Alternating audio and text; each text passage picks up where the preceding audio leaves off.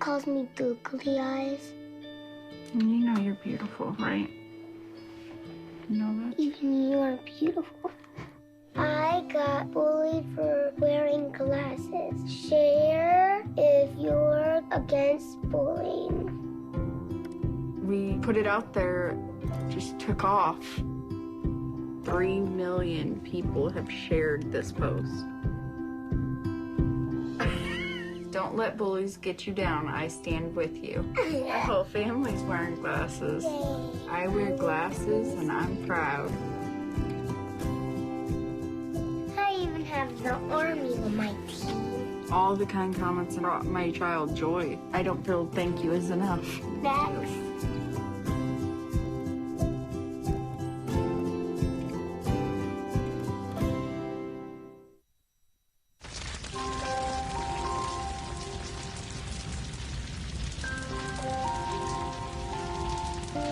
A single ember that escapes from a wildfire can travel more than a mile. That single ember can ignite and destroy your home or even your community. You can't control where that ember will land, only what happens when it does. Get Fire Adapted now at fireadapted.org. I wanted to find a bank with a purpose. I wanted to find a place that would take my money and not use it to cause the financial crisis, but to fix the financial crisis and to help end income inequality. The people that we employ are usually clients right off the streets. They don't have an account, but Amalgamated is willing to get that started for them. Their reputation supporting the working man, I think, speaks for itself. This is a bank that cares for their customers, and I appreciate that. We were able to access a construction loan through the bank's programs, and that loan has helped us house 28 families in the community. Amalgamated is a bank that was started for and about working people. Many of our customers have a deep commitment to advocating for social and economic justice. We share that commitment, and we're not afraid to stand up and say that we need to change some of the way that the country does business.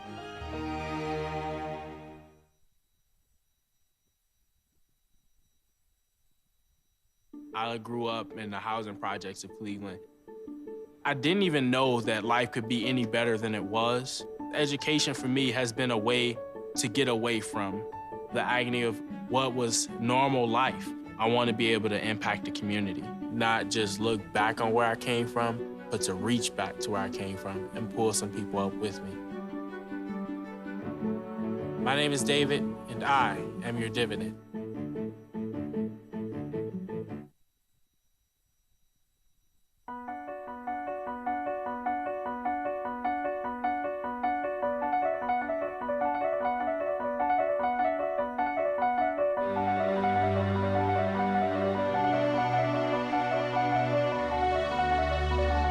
The most important issue on this planet right now is to protect and conserve biodiversity in the world's oceans.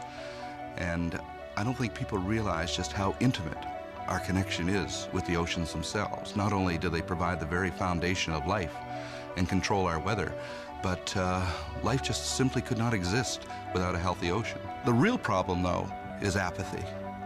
It's all out of sight, it's all out of mind, and people don't even think about it. But it doesn't matter whether you live in Peoria or on the coast. The fact is, whatever happens in the ocean affects all life forms on the planet Earth. If the oceans die, then civilization collapses. We all die. We cannot live on this planet without the oceans. This is, in fact, not the planet Earth. It's the planet ocean, but because we're a land-dwelling species, we refer to it as Earth. But it is the planet ocean, and the oceans are the heart and the foundation of all life on the planet.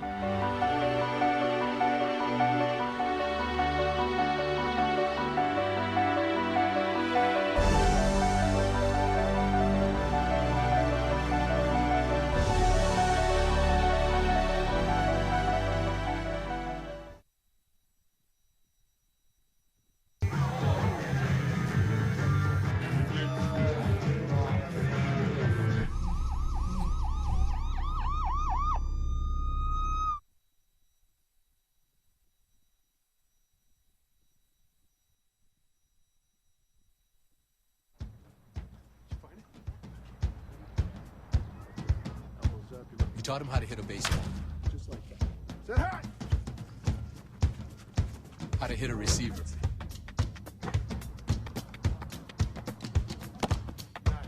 The strike zone. The net. You taught him how to hit the upper corner.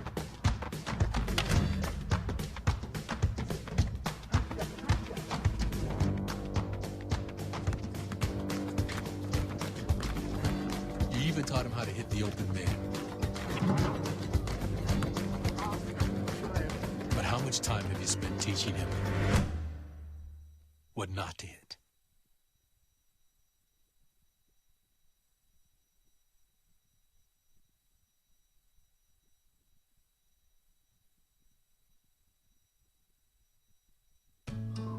You wouldn't let money just blow out of your house.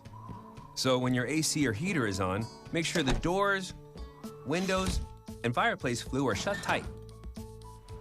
If you're headed out, turn down the AC or lower the heat by 10 degrees. And always keep your water heater set at 120. A little bit of common sense goes a long way. Get more great tips at energysaver.gov. So, I'm kind of new here, but I've noticed a trend. My human does this funny thing where she goes around and gets all my toys, and then she hides them in that basket by the door. You know, but it's always the same basket, and it's always in the same place. And then she acts so surprised when I find them, but, you know, she's putting them in the same basket. Again. It's like, hello? That's where you put it last time. You were the worst at hide and go seek. I grew up in the housing projects of Cleveland. I didn't even know that life could be any better than it was. Education for me has been a way to get away from the agony of what was normal life. I want to be able to impact the community, not just look back on where I came from, but to reach back to where I came from and pull some people up with me. My name is David, and I am your dividend.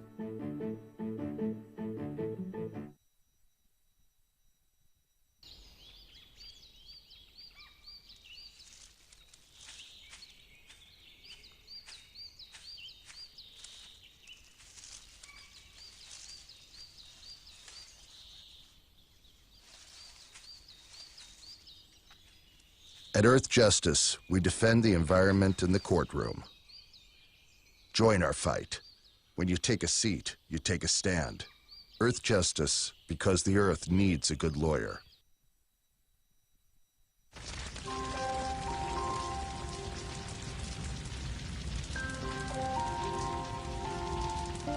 A single ember that escapes from a wildfire can travel more than a mile. That single ember can ignite and destroy your home or even your community. You can't control where the ember will land, only what happens when it does. Get Fire Adapted now at fireadapted.org. Columbine, Virginia Tech, Tucson, Aurora, Fort Hood, Oak Creek, Newtown. Newtown, Newtown. Newtown. How many more? How many more? How many more colleges? How many more classrooms? How many more movie theaters? How many more houses of faith? How many more shopping malls? How many more street corners? How many more? How many more? Enough. Enough. Enough. Enough. Demand a plan. Right now. As a mom. As a dad. As a friend. As a husband. As a wife. As an American. As an American. As an American. As a human being. For the children of Sandy Hook. Demand a plan. No more lists of names. It's not too soon. It's too late. Now is the time. Before we all know someone who loved someone on that list. No more lists. No more. Who they might have been. No more. If we had just done something yesterday. It's time. We can do better than this. We can do better than this. It's time. It's time. It's time for our leaders to act. Demand a plan. Right now. Right now. You! Demand it! Enough. Enough. Enough. Enough.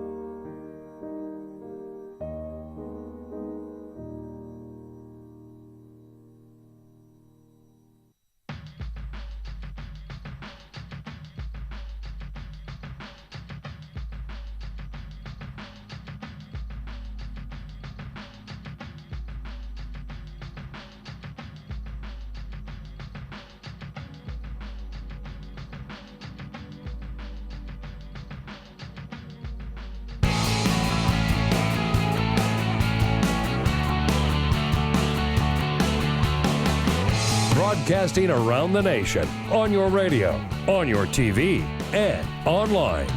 This is The Bill Press Show. Hi, everyone.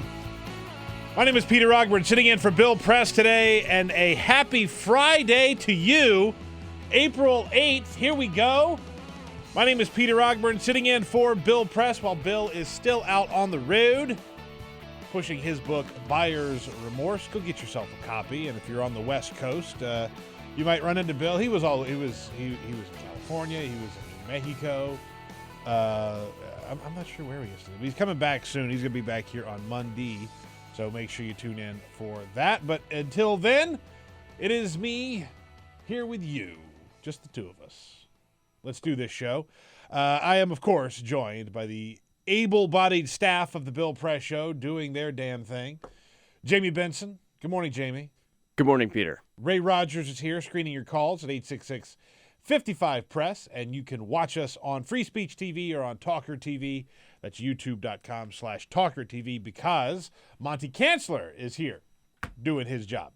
So glad to have everybody here with us today with so much to talk about and a great show coming up. I have to say, Jamie was giving me grief because he was saying I was being a little bit of a diva with the guests I want on the show. But look at how the guest list turned out.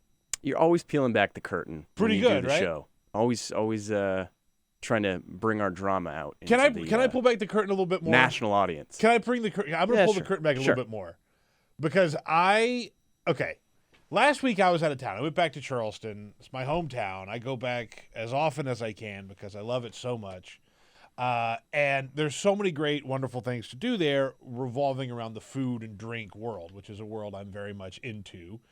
And I went and saw some friends of mine who run a great brewery called Westbrook Brewery. It's in Mount Pleasant. And I said, you know what? This would be a great little gift to get for Jamie, because Jamie did some work for me while I was out. He covered my ass on a lot of things. So I got him a 6-pack, or what is now becoming a tradition here on the Bill Press Show, a 5-pack. I brought him back the 5-pack because I took one for myself. So I give it to Jamie, and yesterday he comes in. He's all upset. And he says he comes down, he looks in the refrigerator, and one of his roommates, had drank all of those beers and didn't leave him any of them. And I was annoyed, but I have to tell you something. I went to bed last night. I got in bed early, and I just sat there and stewed over this. I was so mad. So, do we know now who drank those beers, Jamie? We don't know who exactly drank the beers, but I believe we're down to 2 or 3 suspects. So what's the resolution here? How are you resolving this? My roommate, it was his friends who drank the beers. We could talk about this, right? I didn't mean to. Yeah, no, it's fine. My roommate, who is a generally very nice person. I met him. He's a good dude. But is very passive and doesn't have the greatest control over some of his friends, particularly one of his friends who is the type of friend that I said to Peter we all have, or we have all had over the course of the years. Peter denies he ever has had a friend like this. I don't have a friend like this. The first thing I have in my life, though. The first thing they do when they walk into your house is, okay, who's got some food for me? Who's got some drinks for me? Yeah. Like they're just expecting. Can I get a beer? Not waiting patiently for you to offer. Right, like a good guest would. But like getting up in your face and being like, all right, where's my plate? Let's get this started. No, thanks. This guy last weekend took a little bit of my other roommate's whiskey, even though I told him not to. So you see where I'm coming from here. So I'm pretty sure it was him. The resolution ended up being the roommate's going to pay me, even though I think his friend should pay me. But we're not going to do it. That makes me mad, by the way. We're not going to do a thorough investigation. That makes me mad. If I wanted to just give you money, I'd have just given you money. I gave you a nice gift. I know. It's in essence, it's a priceless gift. Right. Yeah. Tell him to keep his money. Because I did my research. I want you to tell him to keep his money. But I'd like to buy some more beer. Yeah, you can't get that beer, I though. can't get that beer. Buy That's me true. some beer. So I did my research on this, by the way. The closest beer store that stocks this beer, 100 miles away. Make that SOB drive and go get you those beers. Yeah, right. That's what you ought to do. You make that rat bastard that took your beers drive and go get you those beers. But it's just a terrible thing to wake up to. You open the fridge, They're not there, and then you look right next to the fridge, you see the recycling, and they're toppling over at the the empty cans. Me? Yeah. Monty wants to know why you were drinking beer so early in the morning. To be fair, you were just looking in the refrigerator. I was looking in the refrigerator to get my breakfast. I'll tell you this. And I noticed they were gone. If this was me, that person, never again in my house. We're considering that. We're considering that rule. All right. I want to know how that plays out because that would be a hard and fast rule. This guy that drinks my beer? Nope, that was a gift. Good for you, though, for coming out on top. You make some money off of this. I will make some money off of it. Great, that's wonderful. I feel good about that. I get to set the price, too, by the way. Good. You should factor in how much it costs to travel the 100 miles to get the beer, buy the beer, and then drive back. Should I put a plane flight to Charleston? You should. You should. And even be nice. Give him the JetBlue. I'd like some JetBlue credits, Yeah, please. give him the JetBlue credit. You get there for pretty cheap on JetBlue. All right. I don't know why that bothered me so. I mean, I do know why it bothered me so much, but like it literally, I laid down last night after I had like gone through the whole day, and I just go, this really pisses me off. I was shaking mad when I came in yesterday. I would be too. I hit it, but I was pretty upset. Yeah, I would be super mad if I were you. It's a violation. All right, maybe I'll feel better now that I've gotten it out of my sizz. That was my hope. Anyway, by the way, if you have a solution here, I'd love to hear what you have to say. 866. Yeah, give us some calls. 55 press. I'm dead serious. I would because I say that guy never again comes in and he pays you. Frankly, I feel. I'm not gonna say I deserve a little something because it's not me. I gave you a gift. It's not your gift to handle. But that guy, an apology. I kind of want an apology. I kind of want an apology from that guy. Do we consider this more of like a Dear Abby situation or an ethicist situation? I think this is more of a. That's a good question, Jamie. I think we lie somewhere in between. I think we do lie somewhere in between. Yeah. I think we do because it's a manners thing, number one, but then you also have to find a resolution here. And I don't know what resolution would make me happy. First step, though. That's why we need those calls. Never again in my house. 866-55 press is our phone number. We got lots of other things to talk about. That's coming up. But first. This is the Full Court Press. All right, just a couple of other stories for you on this Friday morning. Big basketball game last night in Oakland, California. The only reason I'm reading this, I'm not reading this to make you upset, Peter. The matchup, of course, involved the Golden State Warriors and the San Antonio Spurs, Peter Ogburn's favorite basketball team. True. The reason why I'm reading it is because history was made last night. The Golden State Warriors, only the second team in NBA history to reach 70 wins in a season. Big deal. Since, of course, the NBA went to an 84-game season back in the 60s or 70s. Steph Curry and Klay Thompson leading the way last night. Golden State defeating the Spurs 112-101. The top four of the Western Conference leading into the playoffs next week is now fully set. Nice. I believe it's Golden State, San Antonio. I don't know where it goes after that. Oklahoma City and L.A. The reality is, it doesn't matter. It doesn't matter because everyone assumes that the Golden State Warriors and the San Antonio Spurs will meet yet again in May in the Western Conference Finals. They'll also meet again on Sunday. Yeah. Now, here's my take on this really quickly.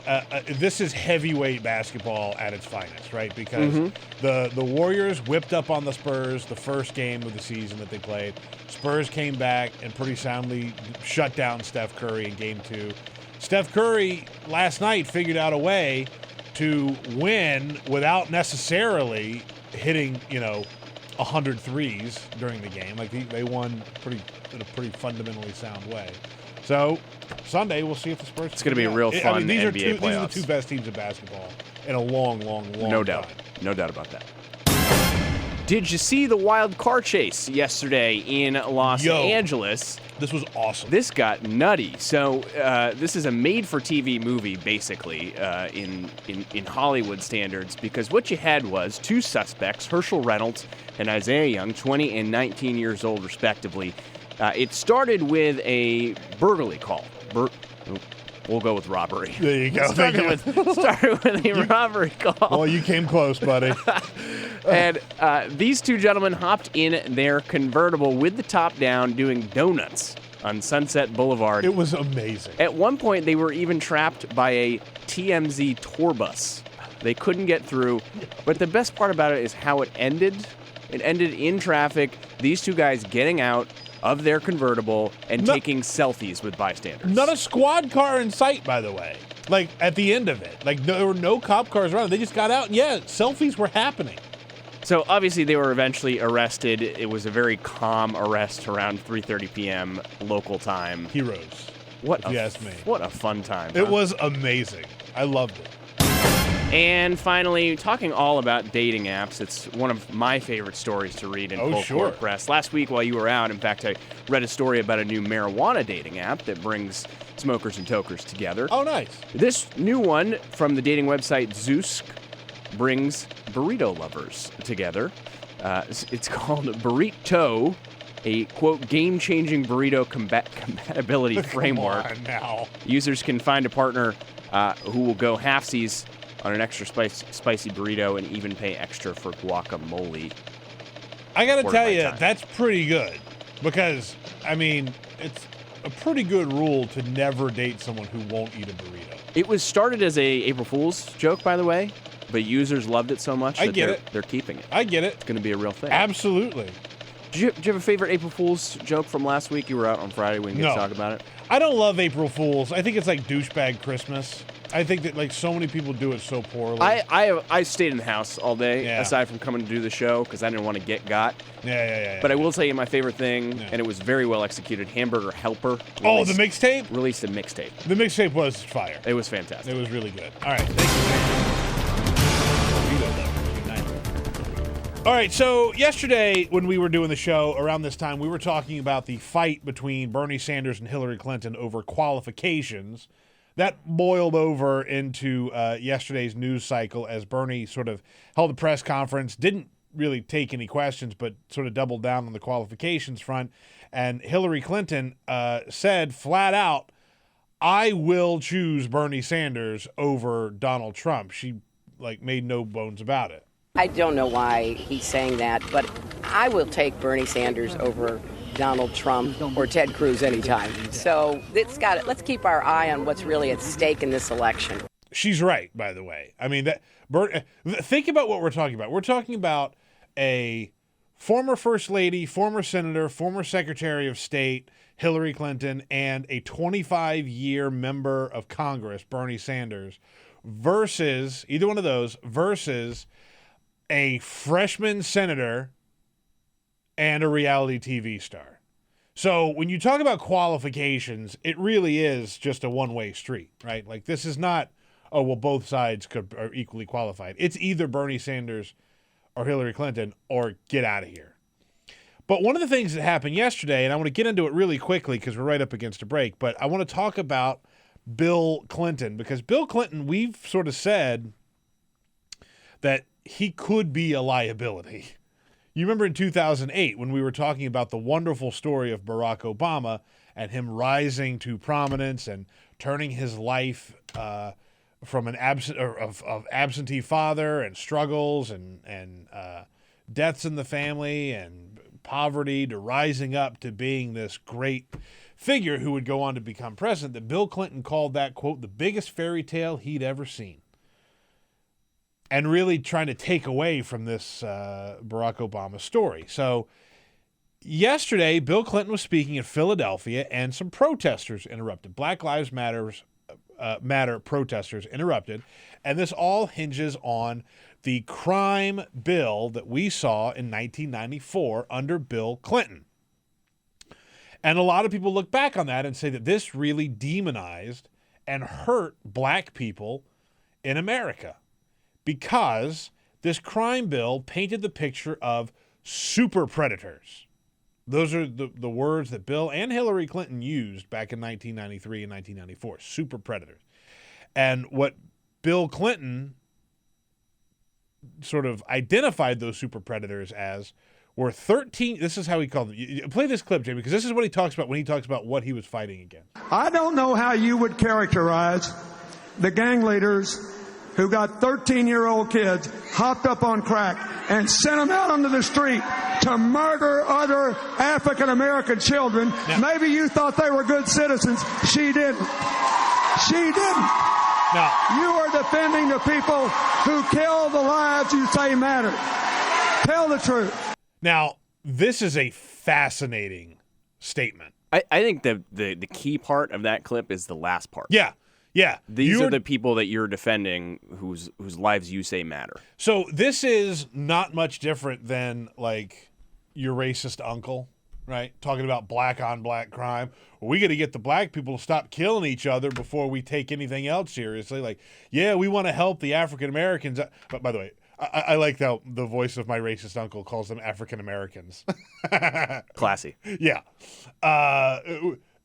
This is on a lot of levels very, very, very tone deaf.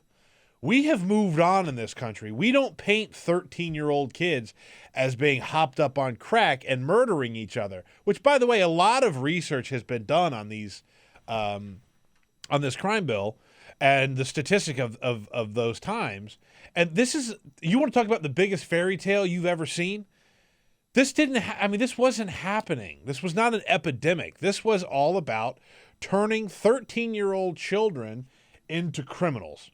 13-year-old black children into criminals. And Bill Clinton talks about where black lives really matter.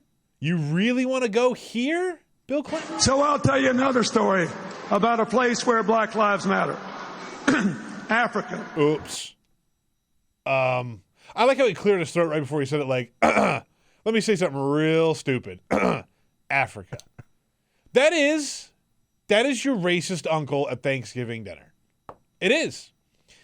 And so I want to talk a little bit about this whole narrative of the Clintons and the vote of the African American community, because that's a big story in this election. I want to get your take on this at 866-55-PRESS, 866-557-7377. This is a look into how the Clintons viewed their approach to crime. And if they think that this will carry over into 2016, they're wrong. They are absolutely wrong. 866-55-PRESS. Talk to me about it. My name is Peter Ogburn, sitting in for Bill. We'll be right back. Your place to talk about the 2016 election. This is the Bill Press Show.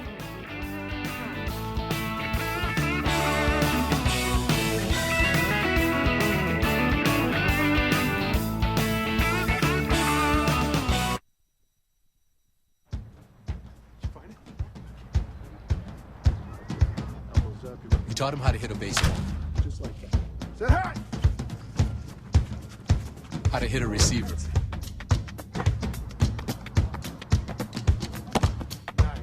The strike zone. The net. You taught him how to hit the upper corner.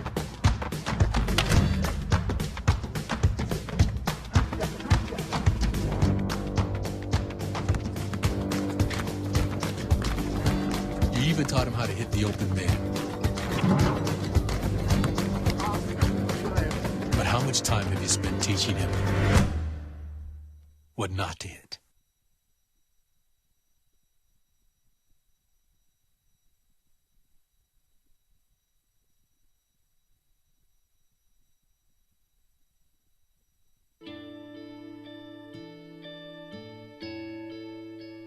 He calls me googly eyes. You know you're beautiful, right? You know that? Even you are beautiful. I got bullied for wearing glasses. Share if you're against bullying. We put it out there, just took off. 3 million people have shared this post. Don't let bullies get you down. I stand with you. The whole family's wearing glasses. I wear glasses and I'm proud. I even have the army on my team. All the kind comments brought my child joy. I don't feel thank you is enough. Thanks.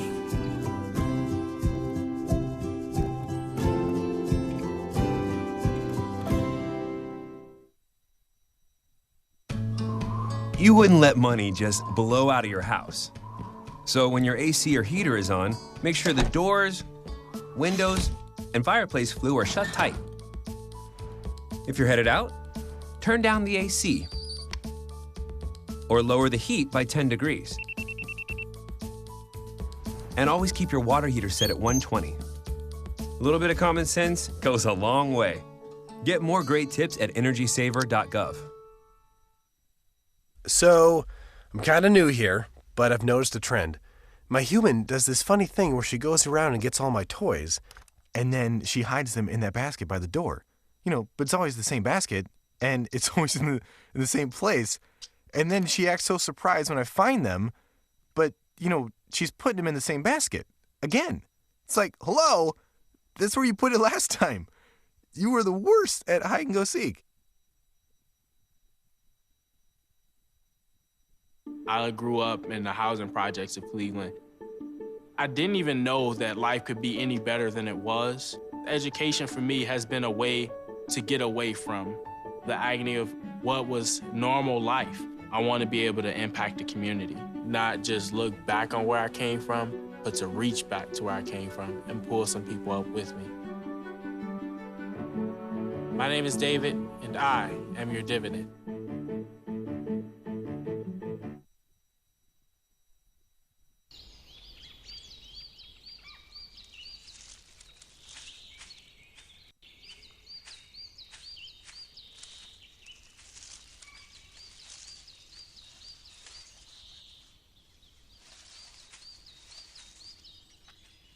At Earth Justice, we defend the environment in the courtroom.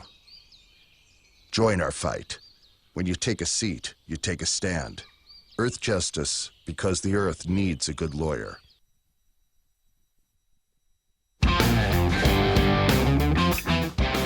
This is the Bill Press Show. It is the Bill Press Show. My name is Peter Ogburn, sitting in for Bill Press today.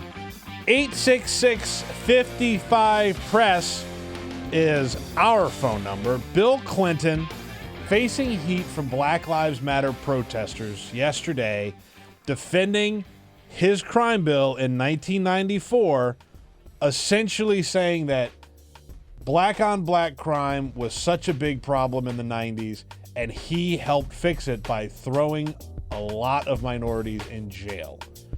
We're going to unpack more of the Bill Clinton comments from yesterday and talk a little bit more about the race after this quick break. My name is Peter Ogburn, sitting in for Bill right now. This is the Bill Press Show.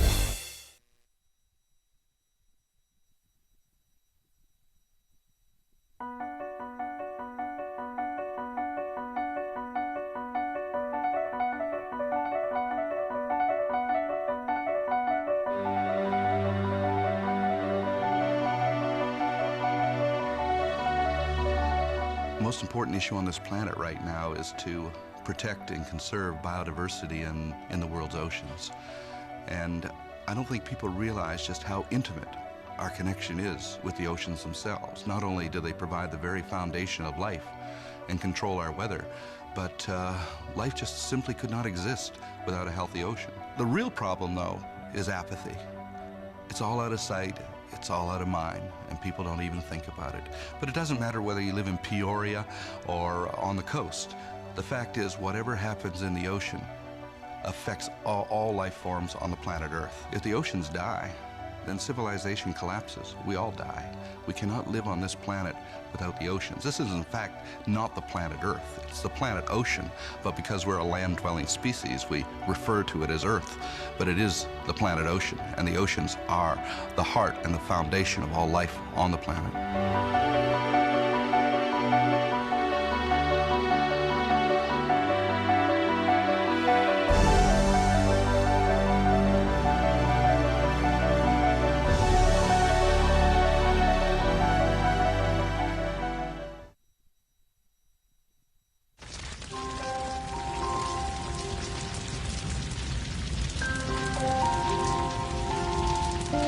A single ember that escapes from a wildfire can travel more than a mile. That single ember can ignite and destroy your home or even your community. You can't control where that ember will land, only what happens when it does.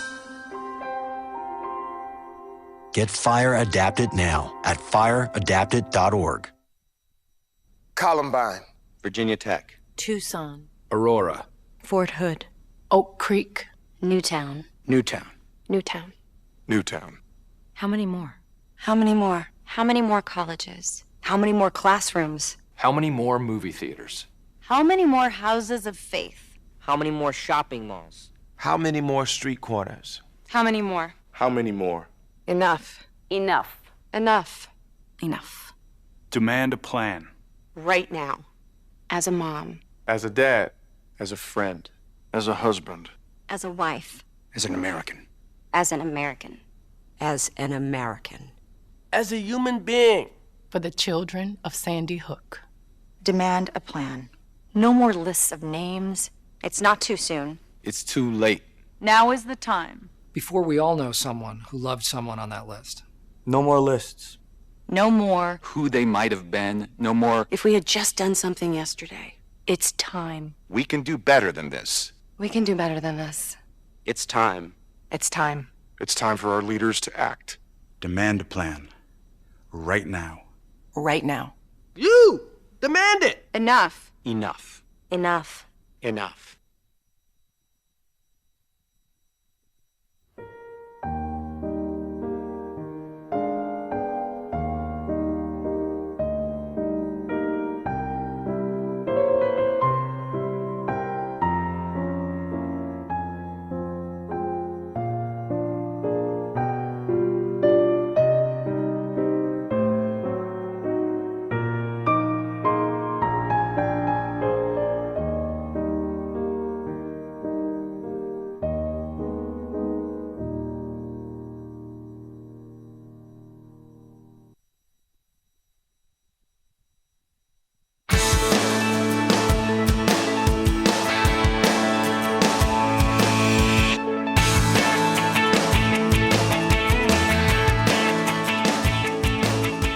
He's not running for president, but he will shake hands and kiss babies. It's the Bill Press Show, your progressive headquarters for the 2016 election.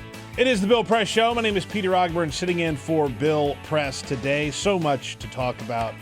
So little time. We're going to try and cram in as much as we can today. But for now, we're talking about Bill Clinton in Philadelphia yesterday, where he was at a rally for Hillary Clinton, where he was interrupted by Black Lives Matter protesters. Now, his defense was that he's done more to help stop black-on-black crime because of his 1994 crime bill. The problem here is he comes off as awfully defensive. And you also have to sort of factor in exactly what he was saying. I'm going to read a couple of quotes here. We heard some of them, but some of the quotes that he gets into really don't add up. When he talks about 13-year-old kids that got hopped up on crack and sent them out into the street to murder other African-American children. He looked at these Black Lives Matter protesters. You know where else Black Lives Matter? Africa. He said, you're defending people who killed the lives you say matter. Tell the truth. You're defending the people who cause young people to go out and get guns. What he's essentially saying is, you're protesting about Black Lives Matter, but you must not care about the black citizens being murdered by their own kind in this country. Now, that is a statement that would be absolutely not out of character for your racist coworker, your racist uncle, whatever, to sort of blurt out in a conversation about crime in America. Oh, you say Black Lives Matter, but you're not really all that worried about the black people killing other black people in this country. So, you know, Bill Clinton has a real problem here, and I think a lot of it has to do with him just being defensive about his record. But, boy, you just can't, in good conscience, go there.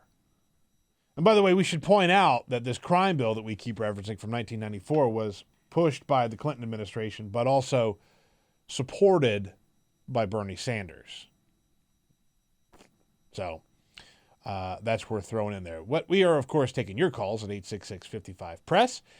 866-557-7377. Anita from San Antonio. Rough night for the Spurs last night, Anita. Yeah, I know. Well, we'll get them. What is it, Sunday? I think it's Sunday. They play Sunday, we got a right? rematch. Yes, ma'am. Yeah, well, go Spurs. Go Spurs, go. What's your take on this? Peter, I think it's more generational than anything. It's kind of like, I don't think it's fair to call him racist. It reminds me of when Bernie Sanders talked about those poor people in the ghetto. Yeah. Yeah. I just think they just, and he really hasn't been out there like, Hillary Clinton, or he's been kind of, I don't know, going from the White House, and now he lives in New York, and I don't think he's been keeping up with things, it sounds like. I think that's a good point, Anita, and I do think a lot of it is generational. This was a big problem with Martin O'Malley. Remember him when he was in the race, because Martin O'Malley was one of the toughest governors and mayors when he was mayor of Baltimore. He was so tough on crime. And there was a time in this country that we thought that being tough on crime meant putting more young people in jail because of small offenses, right? Like when Bill Clinton talks about 13-year-olds getting hopped up on crack and taking up guns, it's really not something that we saw a lot of. But, if there was a 13-year-old that was charged with a crime, the answer back then was throw them away for the rest of their lives. And that's just not what we do anymore. I love Anita's point, and I think bringing up the Bernie comments is absolutely fair. It's fair. But the bigger point is, if he is out of touch, if there is that generational gap and he's not doing anything to fix that, don't put him out on the trail. Don't put him out on the trail. Now this is... I get it. He's a former president. You kind of have to. Right. So I think it's his job to, revisionist history. Maybe that's how he's looking at it. I think that Hillary Clinton is a very, very qualified person to be running for president. At the same time, I know that there are a lot of people who are voting for Hillary because they get a package deal with Bill Clinton. We had a caller say it just yesterday. We've heard it many times. I'm voting for Hillary. At the end of the day, one of the things that sways me to vote for Hillary, that's something that we hear from people, is that Bill Clinton comes along. And that's fair. That's fine. But it is something that we hear. So if that is the case, and if it is the case that Bill Clinton is sort of part of the package deal and part of the ticket that you're voting for, well, you really got to take a look here and say, well, what exactly does he think is going on with crime in this country? And that's a big, big problem. Okay, Lloyd in Chicago, listening on WCPT. Hello, Lloyd. Hello, Peter. How are you doing? I'm well, sir. Lloyd called 866-55-PRESS. That is our phone number, 866-557-7377. What's your take, Lloyd? Well, I really defend the ex-president because back in the 90s, it was so bad. People was on drugs, and they don't have to be just 13 years old, but some of these people was predators. I mean, that's exactly what they were. Now, some people got caught up, some people didn't get caught up. But the crime was true. The rappers rapped about it. They had raps out, headed for self-destruction and all this stuff. It was black-on-black crime. Okay. People didn't see the situation they was in. This is something we were talking about with Monty off the air before the show started. I think that there are some hard truths when you take a look at crime in America, and I get that, and I understand where you're coming from, and I think that the president at the time was like, well, we can't just stand here. We've got to do something. And at the time, that was sort of the conventional wisdom. But don't you think, looking back, that being that hard on 13-year-old black kids and essentially taking their future away from them for small crimes, do you think that was a bit much? I'm asking genuinely. No, because I'm gonna tell you, if you search it out, Peter, a lot of those people that got hooked on those drugs, they got hooked on those drugs because those drugs was free. And when they got hooked on them, they did whatever it took to get it. If they had to steal from their parents, if they had to go out and rob grocery stores, that's what they did to get the drugs. I mean, I got to tell you though, Lloyd, a lot of research has been done on this. A lot of numbers are out there on just how bad that narrative was of kids taking a lot of drugs and going out and committing these acts. It's really not there. It's just not. It wasn't an epidemic the way that they painted it out to be an epidemic. But Peter, in the neighborhood I grew up in, I've seen it. I believe you. I believe. I'm not saying it didn't exist. And I live here in Chicago, and I've seen it. I've seen it for myself, and I wish it was another way to say it, but it was true. I mean, you walk the streets, you see it. You see gangs, you see drugs. I mean, and it didn't have to do with the age value. It was there. I guess, let me ask you this, Lloyd. If a protester is saying Black Lives Matter, and it's a message that we've had to hear and that we need to hear more and more, Black Lives Matter, and your response to that is, well, you black people have to get your act together and stop killing each other, which is what Bill Clinton essentially said. I'm boiling it down and I'm putting my own spin on it, but I mean that is essentially where he came from on this, right? Isn't that a little tone deaf?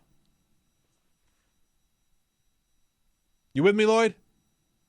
Oh man, I lost Lloyd. Well, but that is what Bill Clinton said. You are defending the people who kill the lives you say matter. It's a quote. You're defending the people who kill the lives you say matter. Tell the truth. You are defending the people who cause young people to go out and take guns.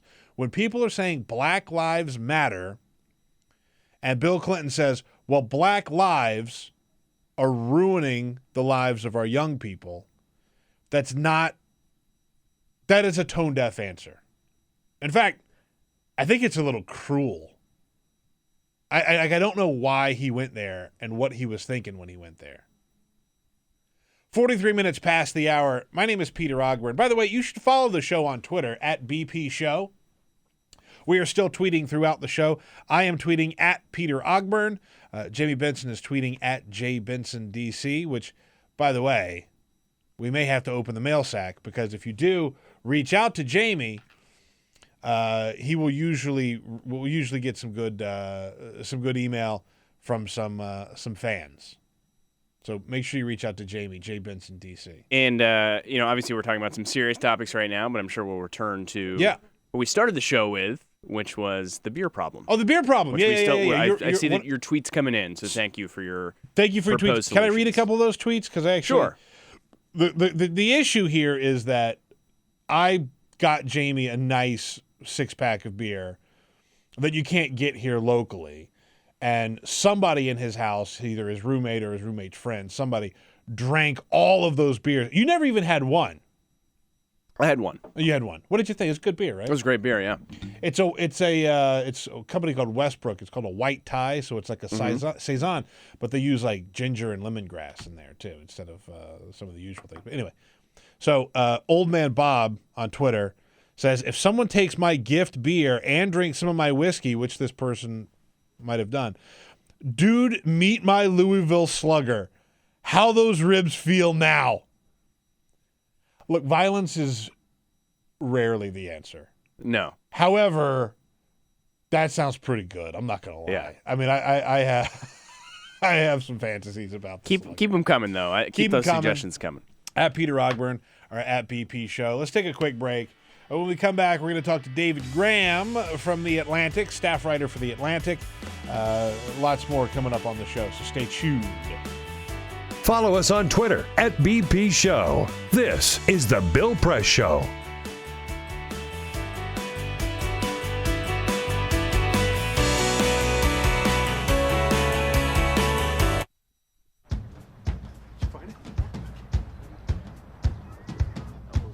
You taught him how to hit a baseball. Just like that. Say hi! How to hit a receiver.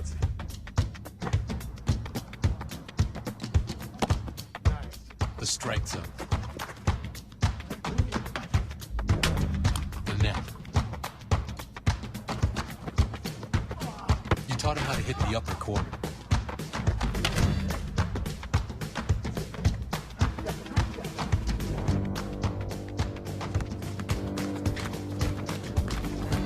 You even taught him how to hit the open man. But how much time have you spent teaching him what not to hit?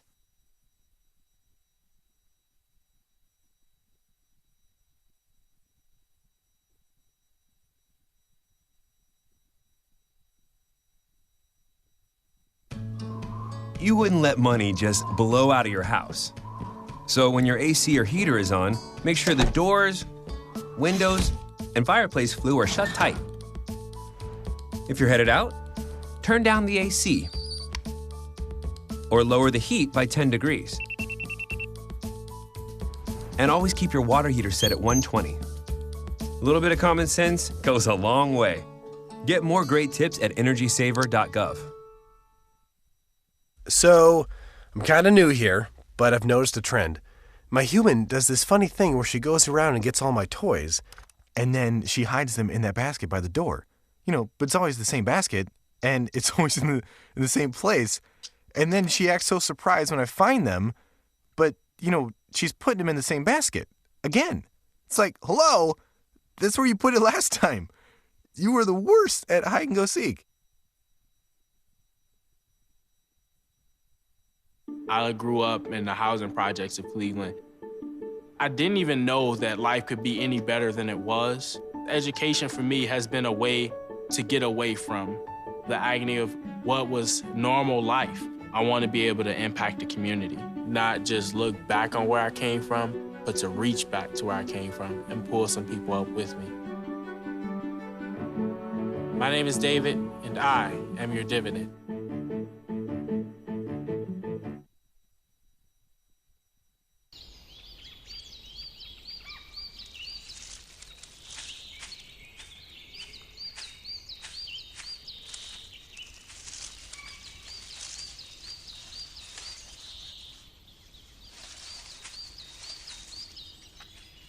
At Earth Justice, we defend the environment in the courtroom. Join our fight. When you take a seat, you take a stand. Earth Justice, because the Earth needs a good lawyer.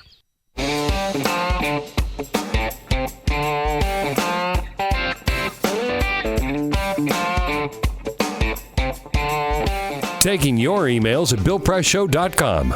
Don't worry, we'll keep all of our emails on a private server in Chappaqua, New York. This is The Bill Press Show. All right, it is The Bill Press Show. My goodness. 48 minutes past the hour. My name is Peter Ogburn, sitting in for Bill Press today. Hello, everybody. Happy Friday. To our listeners in Philadelphia, happy Friday.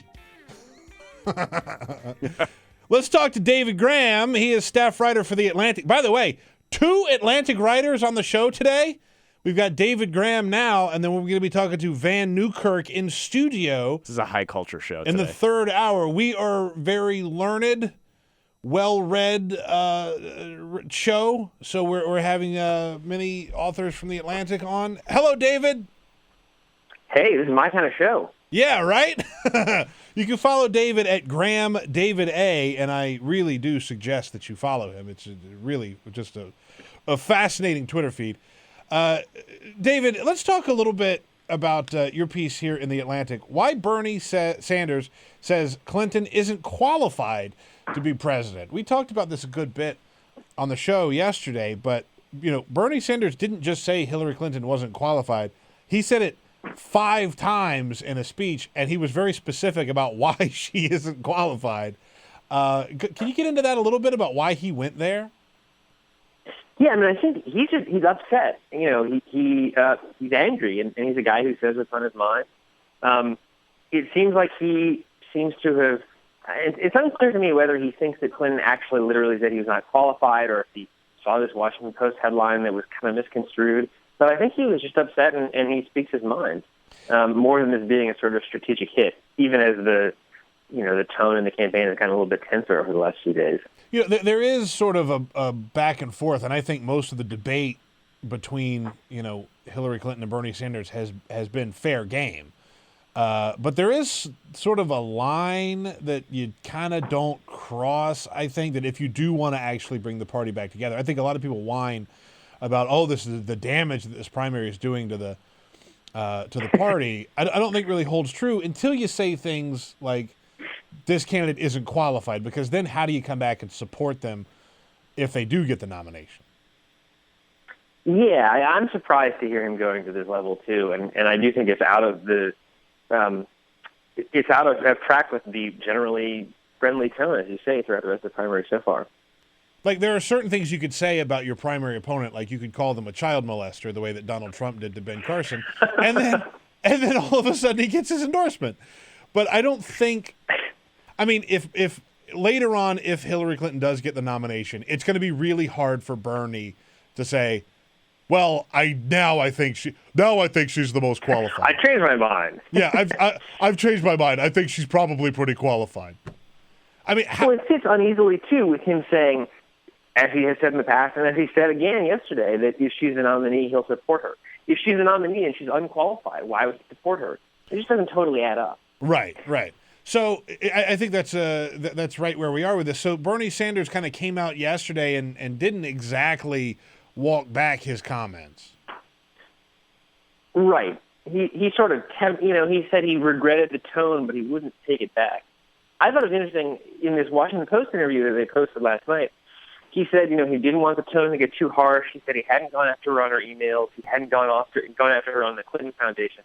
And I read that and I think, well, why not? Yeah. The Clinton Foundation is surely fair game. That's exactly the sort of attack or criticism that seems entirely in line and makes a lot more sense than going all the way to she's not qualified to be president. And also, when you say, well, I haven't talked about her emails and I haven't talked about the Clinton Foundation, aren't you kind of talking about her emails and talking about the Clinton Foundation? I mean, I know you're just cracking the door, but, I mean, you are ready to go there.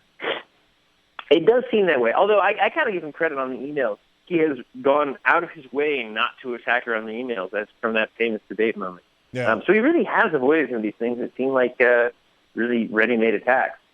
So where do we go from here, David? I mean, there's still a long way to go in this primary, it appears.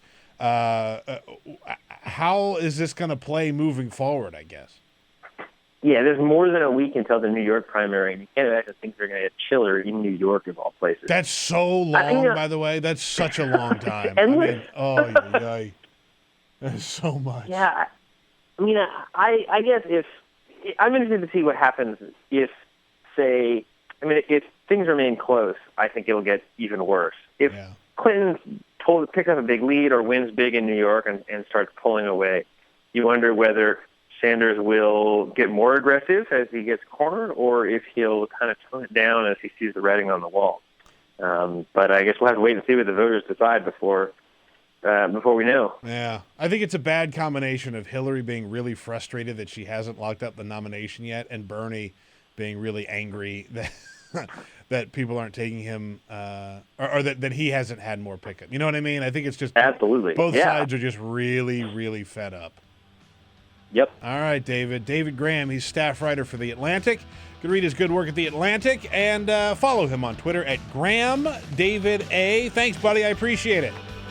Absolutely. Take care. All right, David Graham. My name is Peter Ogburn, sitting in for Bill Pressey, right up against it. Got to take a break. We'll be right back. On your radio, on TV, and online. This is The Bill Press Show.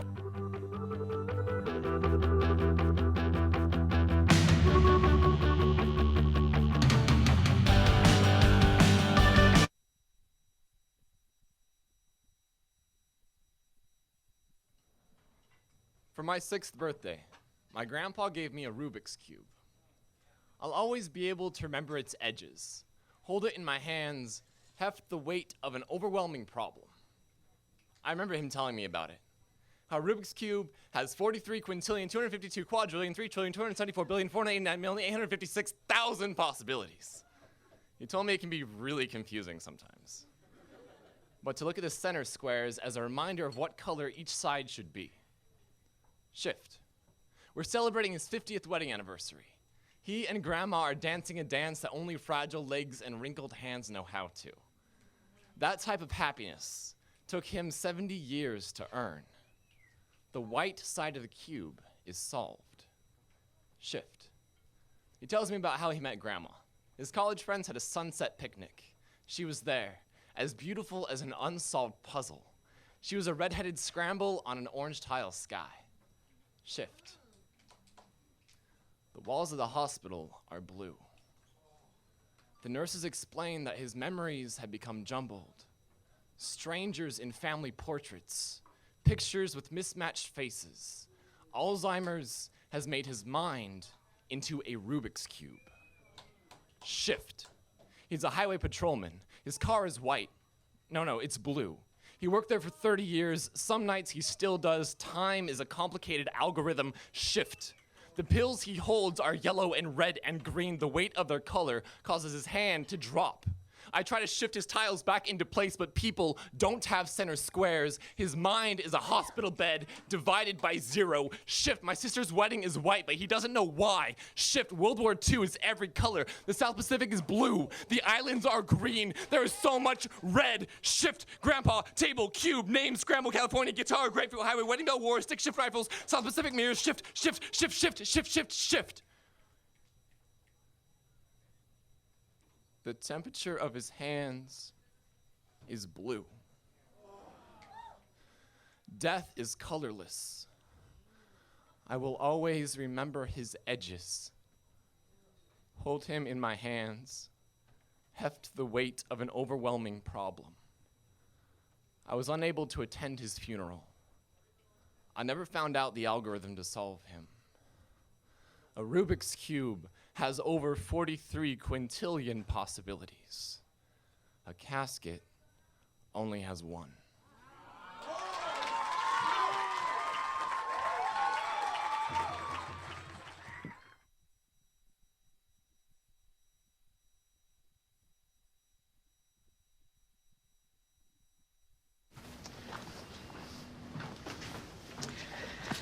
All right. I know this isn't any fun to talk about, but we should.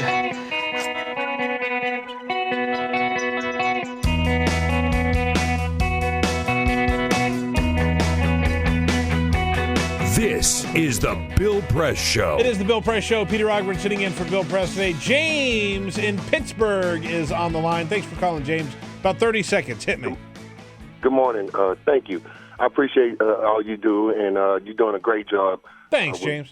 Bill's not there, and you guys give a bunch of variety of topics so that the community and the people abroad can open up their minds.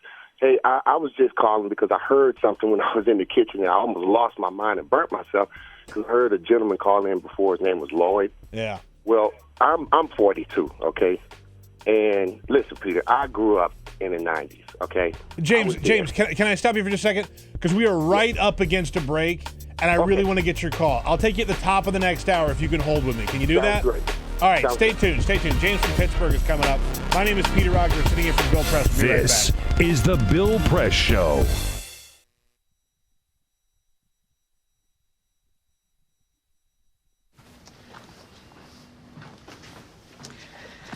All right. I know this isn't any fun to talk about, but we should. Okay. So who's going to do what? I'll pack the dead batteries. Great. I'll only put what I don't need into a duffel bag. Perfect. That's totally unhelpful. No problem. Meanwhile, I will try to comfort everyone by speaking in a calm voice. And I'll try to get the generator going without any gas. Oh, let's not forget the cell phones, which probably won't work. Right. And who is going to handle supplies? I can forget to do a list for us. Thanks, pal. Well, I think we couldn't be any less prepared. I'm proud of you guys. Talk to your kids about who to call, where to meet, what to pack. Visit ready.gov/kids for tips and information.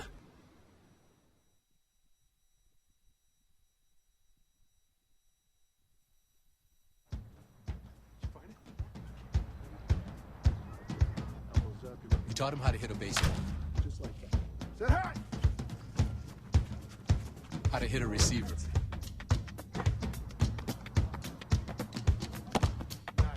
The strike zone. The net. You taught him how to hit the upper corner.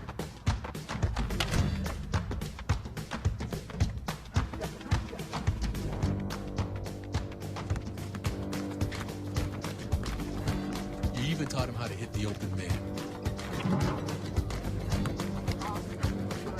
But how much time have you spent teaching him what not to hit?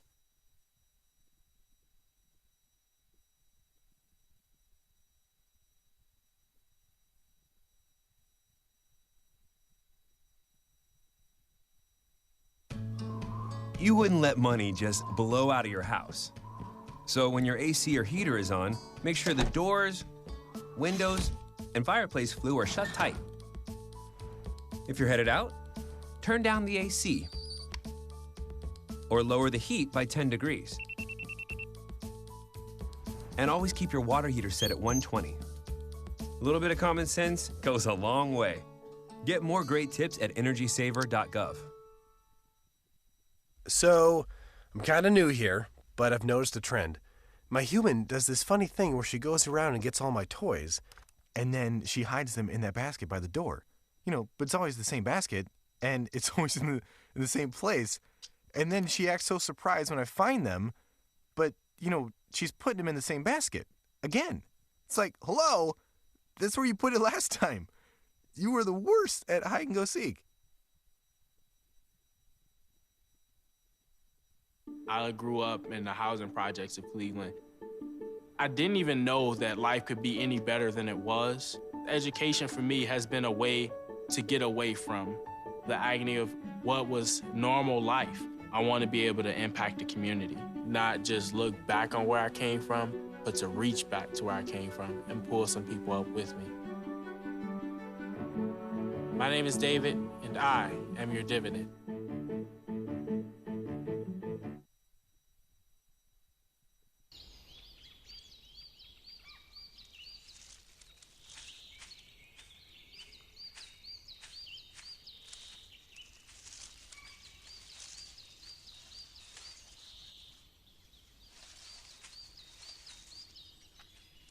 At Earth Justice, we defend the environment in the courtroom. Join our fight. When you take a seat, you take a stand. Earth Justice, because the Earth needs a good lawyer.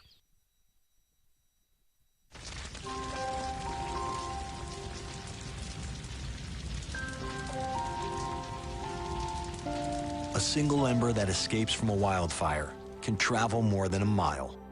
That single ember can ignite and destroy your home or even your community. You can't control where that ember will land, only what happens when it does. Get Fire Adapted now at fireadapted.org. Columbine, Virginia Tech, Tucson, Aurora, Fort Hood, Oak Creek, Newtown. Newtown, Newtown. Newtown. How many more? How many more? How many more colleges? How many more classrooms? How many more movie theaters? How many more houses of faith? How many more shopping malls? How many more street corners? How many more? How many more? Enough. Enough. Enough. Enough. Demand a plan. Right now. As a mom. As a dad, as a friend, as a husband, As a wife. as an American. As an American. As an American. As a human being. For the children of Sandy Hook. Demand a plan. No more lists of names. It's not too soon. It's too late. Now is the time. Before we all know someone who loved someone on that list. No more lists. No more. Who they might have been. No more. If we had just done something yesterday. It's time. We can do better than this. We can do better than this. It's time. It's time. It's time for our leaders to act. Demand a plan. Right now. Right now. You! Demand it! Enough. Enough. Enough. Enough.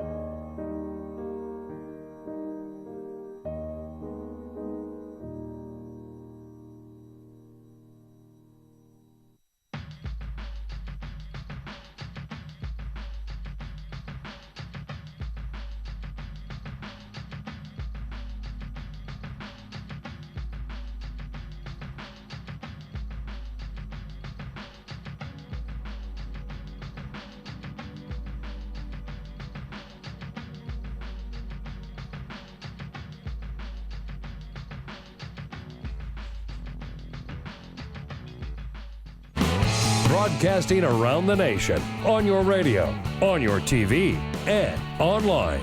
This is The Bill Press Show. It is The Bill Press Show. My name is Peter Ogburn, sitting in for Bill Press today. Hey now. Lots to talk about right off the top of the show. We're going to cram in as much as we can. Just a quick introduction to Jamie Benson. Hello, Jamie. Hello, Peter. We'll hear more from him in just a moment. Screening your calls at 866-55-PRESS is Ray Rogers and Monty Kanzler, keeping us on video on youtube.com/TawkrTV, TAWKR-TV, or on Free Speech TV, Direct TV, Dish Network, the Roku box, however you want to get us. Okay, so before we went to break in the last hour, we were talking to James in Pittsburgh, who was calling about Bill Clinton's comments on Black Lives Matter yesterday. And James, I'm sorry we were right up against a hard break, so I wanted to welcome you back to kick off this hour. So I give you the floor, sir. Okay, thank you, Peter. Appreciate it. Yeah, man. Like I said, I grew up in the 90s. I'm 42. And I remember those times real good. I guess you could say I grew up in that, super child predator area that they are talking about. Mm-hmm. Here's the problem. A lot of people want to say things that they remember. Let's talk about the facts. Bill Clinton was up under somewhat of a Republican House in the Senate. I think I remember it good. And a lot of those people was pressuring him, saying that, there was a lot of crime going on. So it was a lot of deals being cut. And some of the time that the people in the urban communities, their issues weren't being paid attention to. So a lot of issues that they were dealing with got thrown on the table as cut deals. And a lot of people suffer from that. I myself, was lucky because I had parents that worked and they traveled and they did construction. So sometimes I was in the urban community, sometimes I was in the suburbs. And I said that to say this because I saw both sides of it, Peter. That's really interesting. You hit on something there when you talk about the way that the bill was broken down. And this is what, like, when we look back on the crime bill of 1994, where we see it and we go, some of this was just flat out kind of cruel, because we used to have a system that, okay, let's say you're a young person and you get arrested and you have to go to jail. Well, you can rebuild your life after jail. That's the whole point of going to jail, is to rehabilitate someone, or it used to be that. But with this crime bill, it took a sort of a dark turn into trying to destroy someone's life, because in that crime bill, one of the things that happened is they got rid of all Pell Grants to inmates. So let's say you're one of those 16-year-old, 17-year-old criminals at the time. Let's say you got caught with a gun or arrested for a gun or violence or whatever, and you go to jail. First of all, you're going to go to jail for a lot longer than you probably needed to, and you would have no chance to pick up your life. You would come out and you would be sort of frozen at wherever you were before you went in. And that's not rehabilitation. That will ruin your life, can ruin somebody's life. And that, I think, is a big problem with that crime bill. And I know that it's like, well, we had problems and we had to address them somehow. I get that. But in hindsight, it is a problematic bill. And that, I think, is the point. You can't really run around defending it the way that Bill Clinton did yesterday. Okay. We're going to talk about something that is something I talk about a lot, food. We're going to talk about it with Helena Bodemiller-Evich from Politico in just a moment. But first, this is the Full Court Press. All right, just a couple of other stories for you on this Friday morning. Hey, last night was the series finale of American Idol. Boy. Yeah, 15 seasons. Really? Ryan Seacrest and crew made it. I completely forgot. Can you believe that? No. Some of the highlights, I don't even know who won. I don't even think. Oh, okay, I do know who won. Trent Harmon. Nope.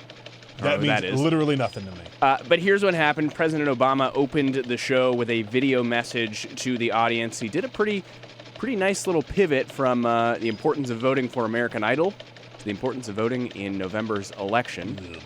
Good for President Obama for showing up for that. There was a greatest hits montage throughout the show.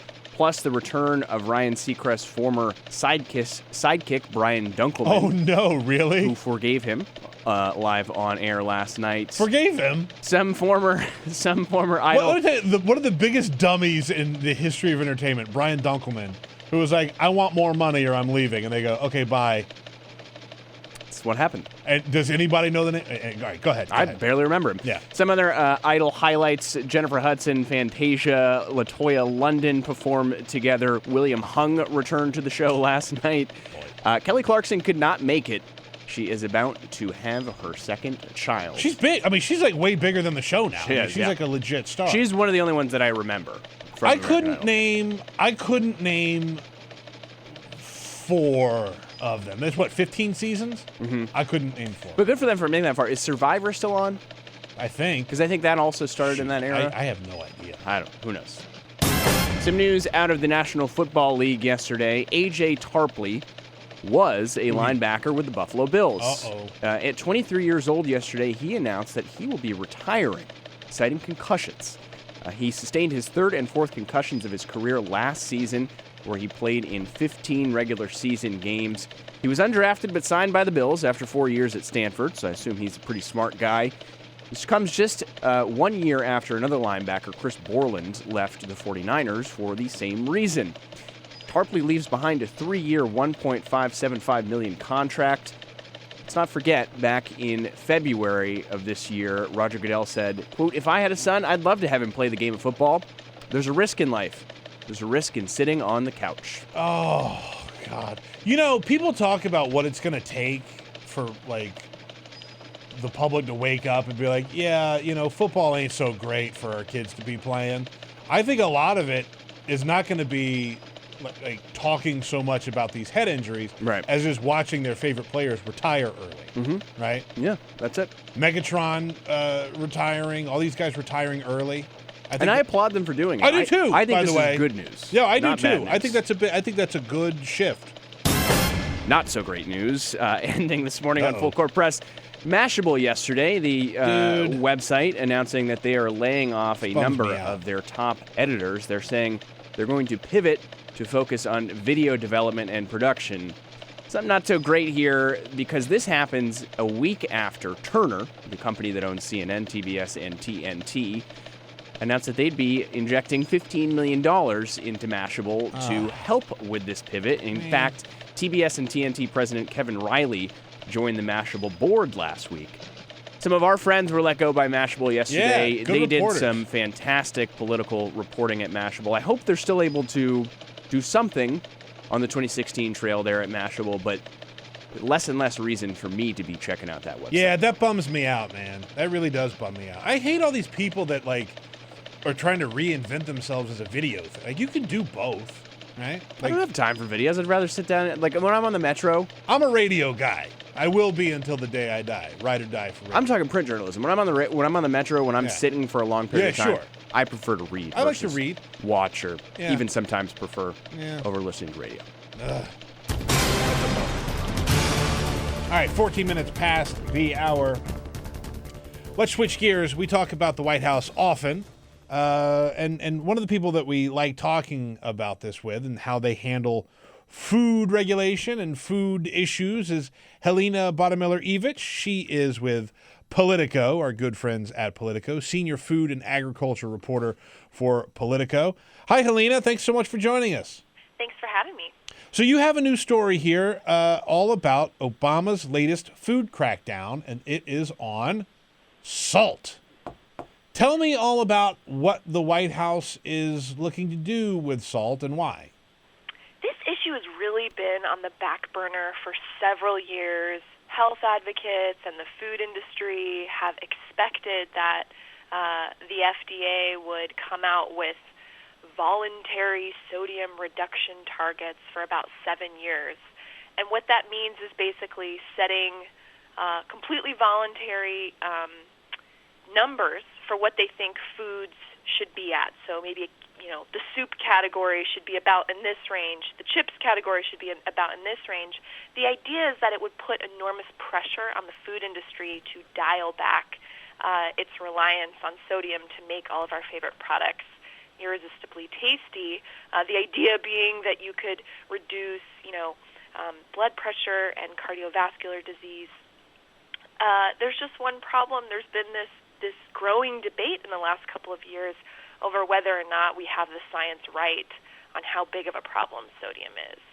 Oh, that's really interesting, because I just sort of assume that, like, when you look at processed foods and you look at, like, canned products, right, are usually just jacked with salt. So where do we stand with the debate, right? Like, you talk about blood pressure and things like that. Like, it could make you very sick if you eat too much salt.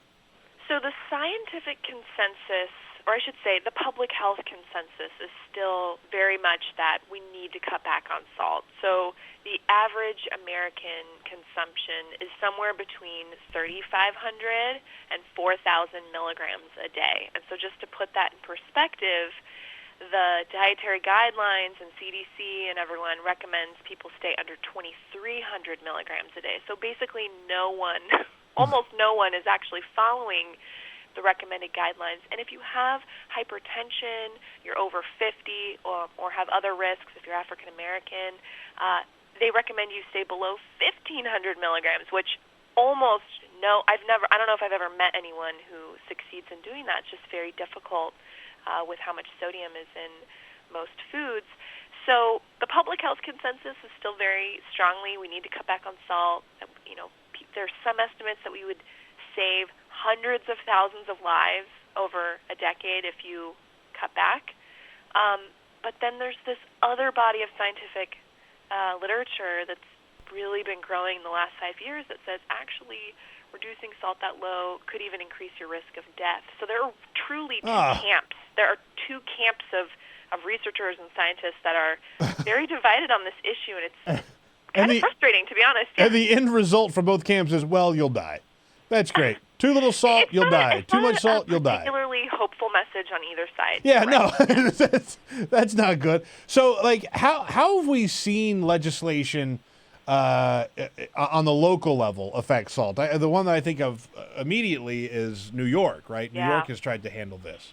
New York is really the pioneer on so many of these issues. So you think about, everyone remembers the big gulp ban. Sure. Mayor Bloomberg tried to reduce serving sizes of soda. That failed miserably, got, enormous pushback, and also shot down in the courts ultimately. But they also, were the first to ban trans fat in restaurants, and now we're going through a push to nationally ban trans fat in processed foods, or nearly ban it. And with sodium, they've pushed and they've pushed. They got companies to voluntarily reduce sodium a couple of years ago, and most recently they're trying to get little salt shaker kind of warning labels. It's just a little salt shaker in a triangle as a symbol that would go next to any menu item that had more than 2,300 milligrams of sodium in it by itself. So basically, a symbol telling you that if you ate that item on the menu at Applebee's or Olive Garden or wherever, you would be hitting your recommended max for the day with that meal. Of course, this has been contested by the restaurant industry and is now going back and forth in court, so we'll see what happens. But they've definitely been leading the way, pushing to try to really reduce salt consumption on this premise that you could make the population healthier.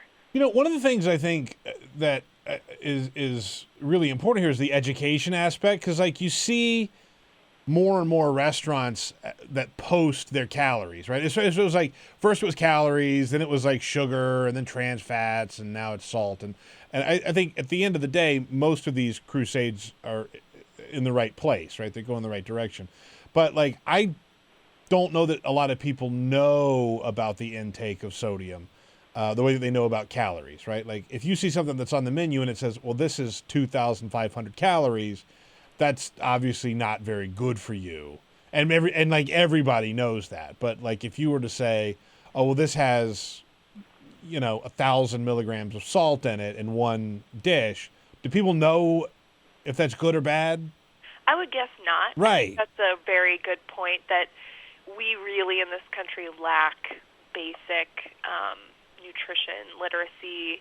I mean, you have to remember, like, a huge portion of the population doesn't even know how to cook. So their concept of food and preparation and what's healthy and what's not is definitely lacking. And there are many reasons for that. You know, we don't do home ec anymore. We don't really make it a priority to teach kids about healthy eating. And unless their parents have taken that on, you know, unless your mom has sat down with you and gone, here's what your daily value percentages mean on the nutrition facts, you probably don't have a great understanding of that. So that's certainly part of the problem.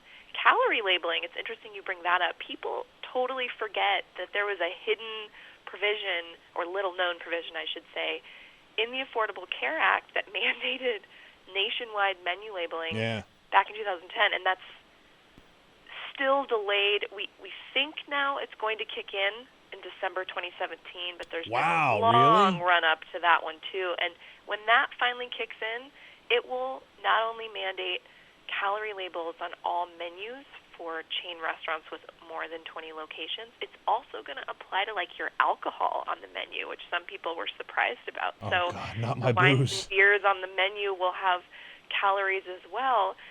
That's going to be a really long, I think, visible legacy of this administration, you know, if it finally comes out.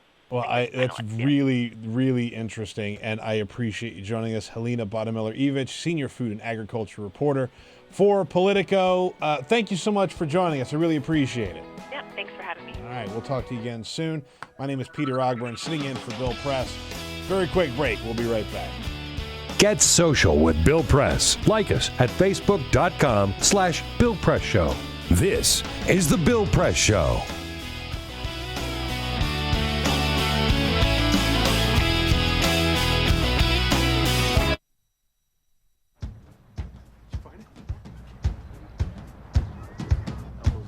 You taught him how to hit a baseball. Just like that. Say hi! How to hit a receiver.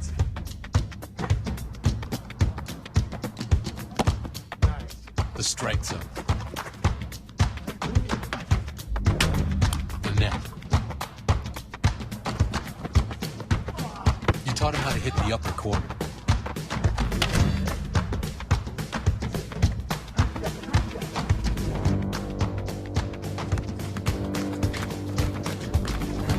You even taught him how to hit the open man. But how much time have you spent teaching him what not to hit?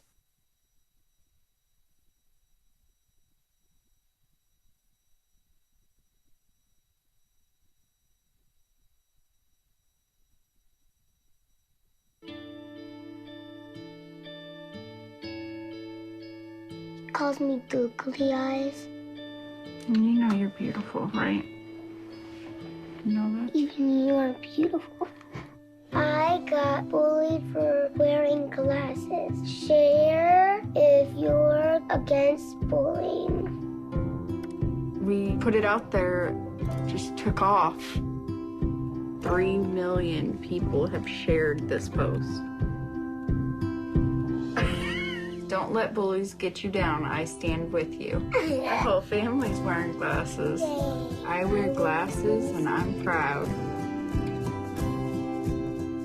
I even have the army on my team. All the kind comments brought my child joy. I don't feel thank you is enough. Thanks.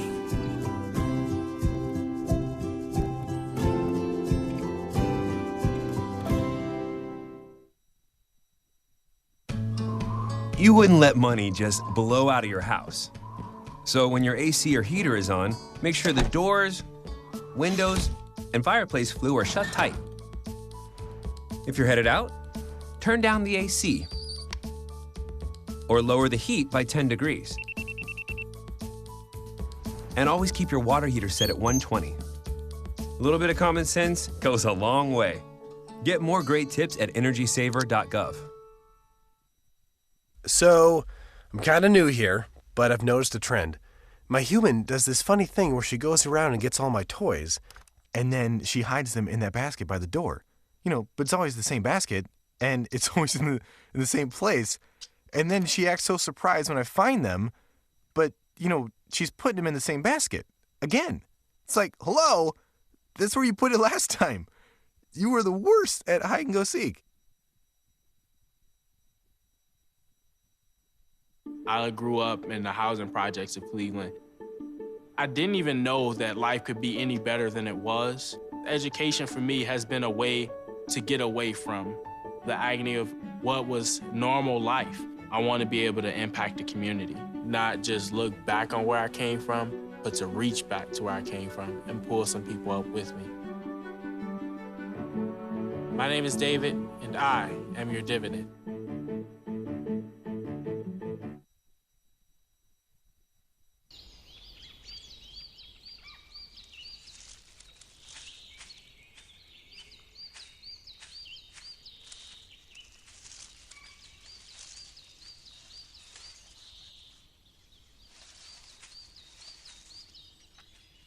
At Earth Justice, we defend the environment in the courtroom.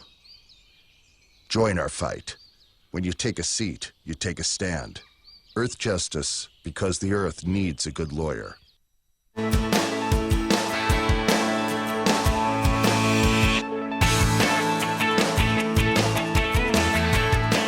This is the Bill Press Show. It is the Bill Press Show. Peter Ogburn sitting in for Bill Press today. My favorite thing out of yesterday was John Kasich, who was in New York, and he was in the Bronx, and he went to this restaurant, Italian restaurant, to campaign, and he walks in, and the owner was like, right back here. Takes to the back of the store, and there's a table set up with a bottle of wine, a couple of sandwiches, bowls of pasta, there's a salad and a soup situation happening, and John Kasich just sits down and just starts eating and eating and eating. And the photos out of there are so hilarious because there's just like an ocean of people behind him. And he's just going full bang bang. He's going full bang bang on this meal. And he's just shoving food into his mouth and drinking red wine with this owner. Oh boy, it's so funny. Well, he learned from the pizza incident last week, right? That's right. Ate pizza with a fork and knife. He ate pizza with a fork and knife. I'm not saying he turned down the pizza, but in a way that is almost like turning down pizza because you got to use your hands. You got to use your hand. He went all in yesterday. Used his hands on these. I mean, he had food all over his face. When it's over, he's like wiping sweat off of his face. It was such an intense eating experience for John Kasich. Now, if that was Chris Christie, we'd be having an entirely different conversation. That would be bad. All right, coming up next, we're talking to Graham Weiss from Inside Sources. Stay tuned. This is the Bill Press Show.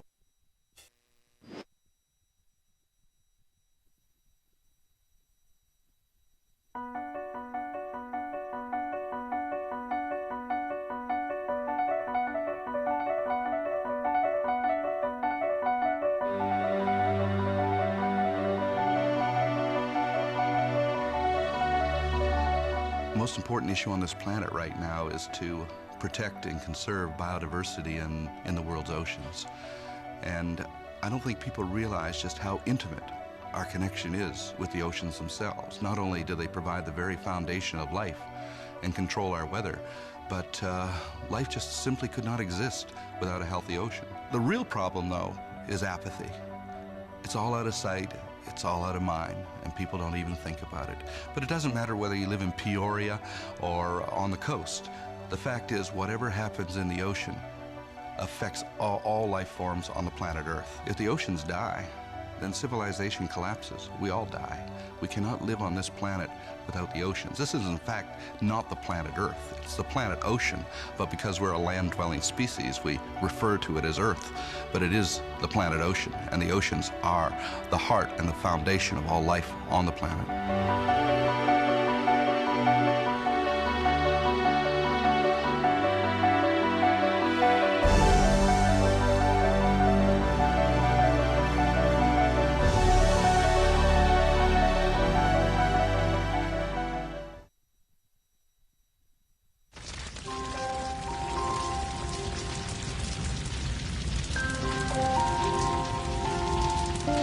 A single ember that escapes from a wildfire can travel more than a mile.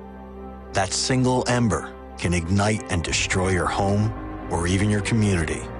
You can't control where the ember will land, only what happens when it does. Get Fire Adapted now at fireadapted.org. Columbine, Virginia Tech, Tucson, Aurora, Fort Hood, Oak Creek, Newtown, Newtown, Newtown. Newtown. How many more? How many more? How many more colleges? How many more classrooms? How many more movie theaters? How many more houses of faith? How many more shopping malls? How many more street corners? How many more? How many more? Enough. Enough. Enough. Enough. Demand a plan. Right now. As a mom. As a dad. As a friend. As a husband. As a wife. As an American. As an American. As an American. As a human being. For the children of Sandy Hook. Demand a plan. No more lists of names. It's not too soon. It's too late. Now is the time. Before we all know someone who loved someone on that list. No more lists. No more. Who they might have been. No more. If we had just done something yesterday. It's time. We can do better than this. We can do better than this. It's time. It's time. It's time for our leaders to act. Demand a plan. Right now. Right now. You! Demand it! Enough. Enough. Enough. Enough.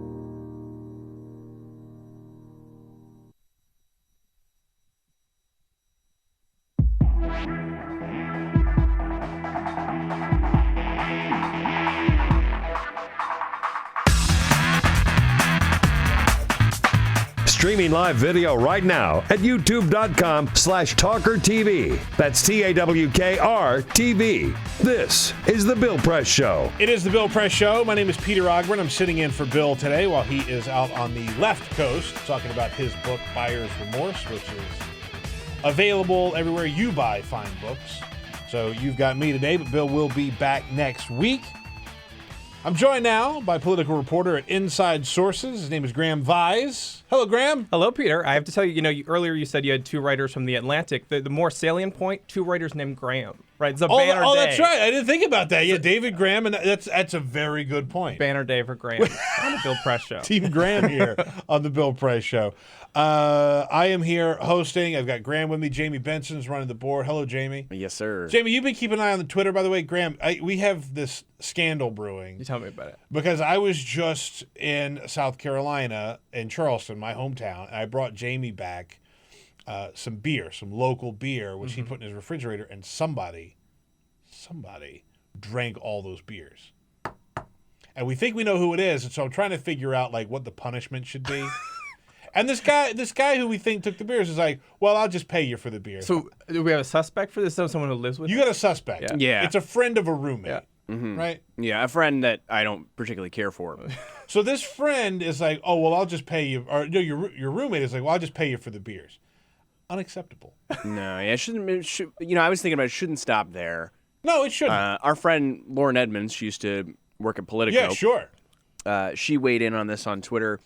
Didn't really provide a solution, but she can identify. She says, mine is usually seasonal beers on the tail end of availability, so I don't fully feel your pain. Sorry. I can tell you one thing that I did do with an old roommate when I was in college. I went to school at University of Alabama. It was about 45 minutes from my sweet, sweet grandmother. And I would go visit her on the weekends, and I would do chores around the house for her, and she would send me back with pecan pie and cookies and all kinds of wonderful things. I don't miss a whole lot of meals. You can probably tell that by hanging out with me. Me either, to be honest. Yeah, I don't miss a whole lot of meals. So she would send me back with these cookies. So I came back with this giant tin of cookies, and my roommate and his friend came in, and they ate all of the cookies one weekend. It's like a cardinal sin. I was livid. Yeah, no, I was livid. I hear you. So I went out, and I got a giant tub like one of those giant tubs of chocolate chip cookie dough ice cream. Yeah. And which, by the way, also the best. Also really delicious ice cream. We've had ice cream wars on this show before. Is there like an anti-cookie dough faction? No. The cookie dough didn't even factor in. I'm just so anti mint chocolate chip. See, I'm sort of, I could be a peacemaker between mint chocolate chip and cookie dough. Okay, all right. Well, I ride hard for cookie dough. I ate all this cookie dough ice cream, but I'd suck the ice cream off of the cookie dough and spit it out. Pause. And then I made cookies out of that.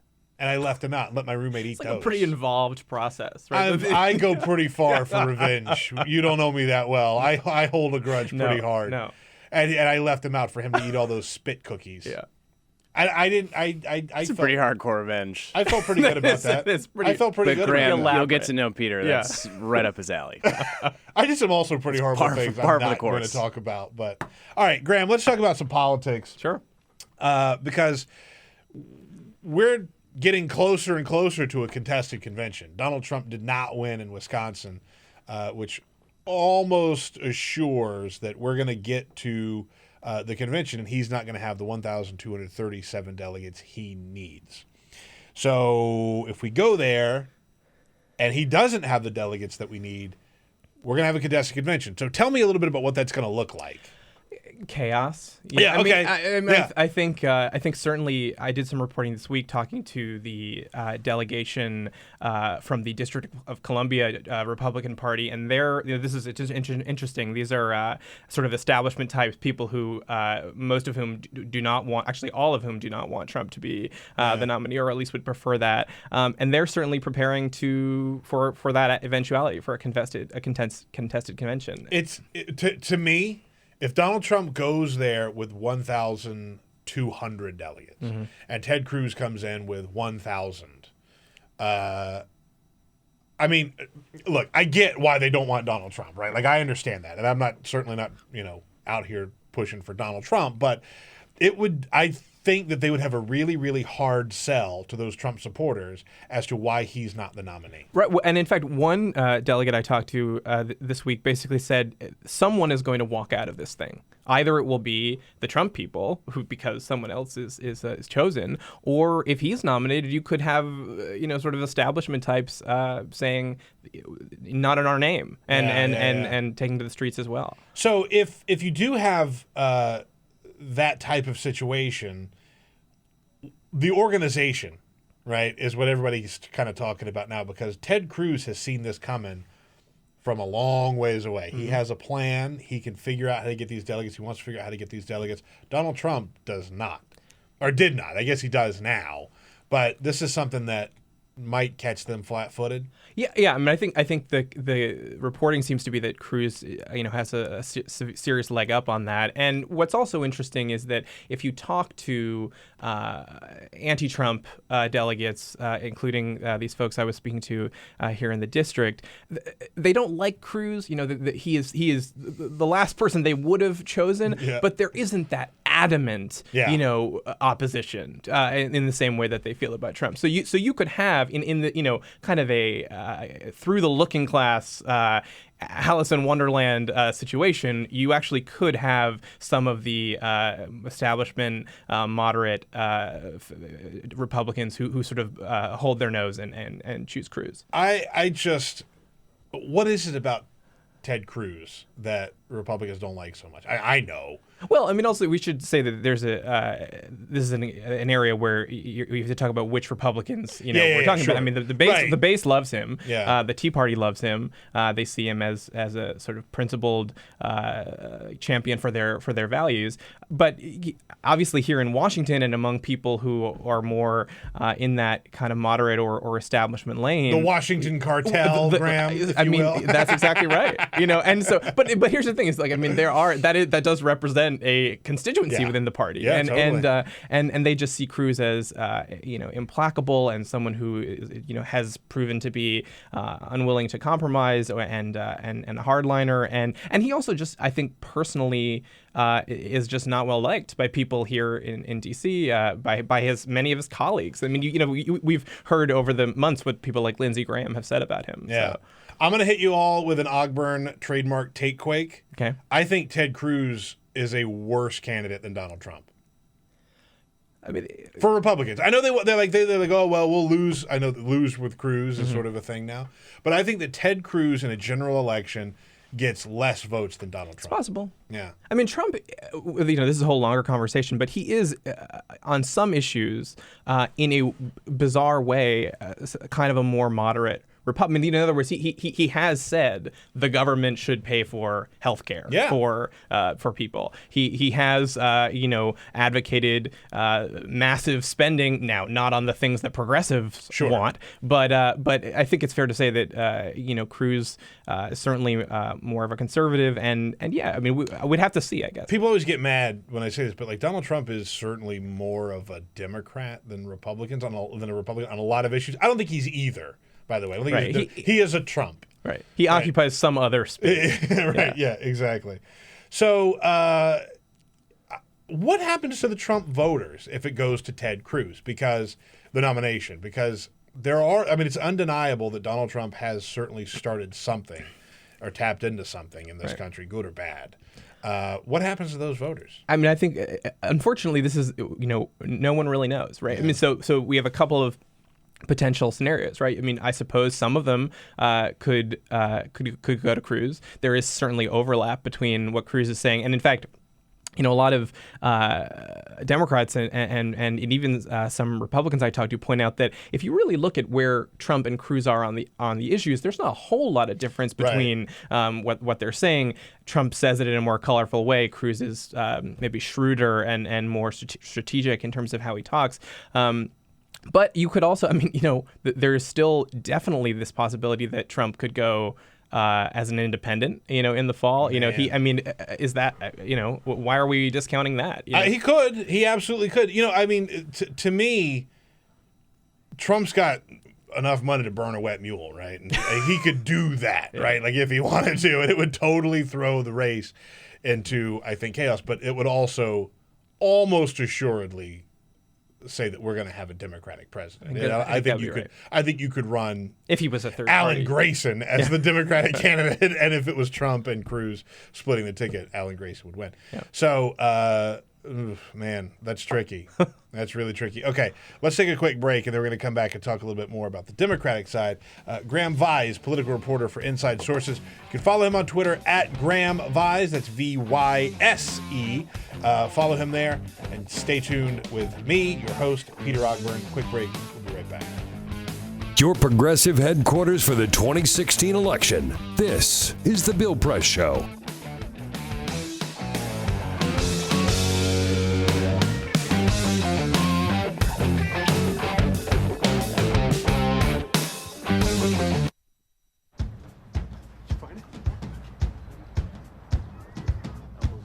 Taught him how to hit a baseball.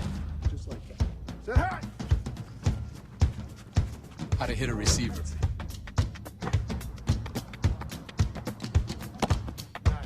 The strike zone. The net.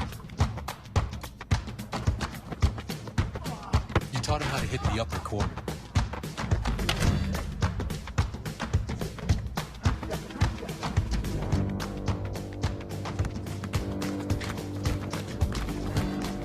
Taught him how to hit the open man. But how much time have you spent teaching him what not to hit?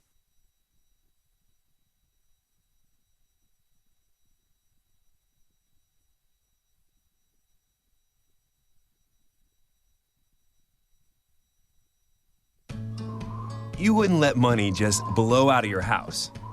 So when your AC or heater is on, make sure the doors, windows, and fireplace flue are shut tight.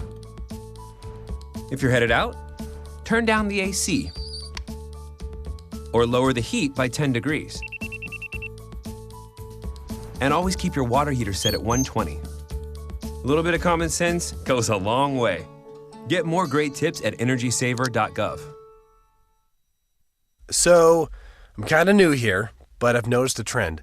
My human does this funny thing where she goes around and gets all my toys, and then she hides them in that basket by the door. But it's always the same basket, and it's always in the same place. And then she acts so surprised when I find them, but, she's putting them in the same basket again. It's like, hello, that's where you put it last time. You were the worst at hide and go seek. I grew up in the housing projects of Cleveland. I didn't even know that life could be any better than it was. Education for me has been a way to get away from the agony of what was normal life. I want to be able to impact the community, not just look back on where I came from, but to reach back to where I came from and pull some people up with me. My name is David, and I am your dividend.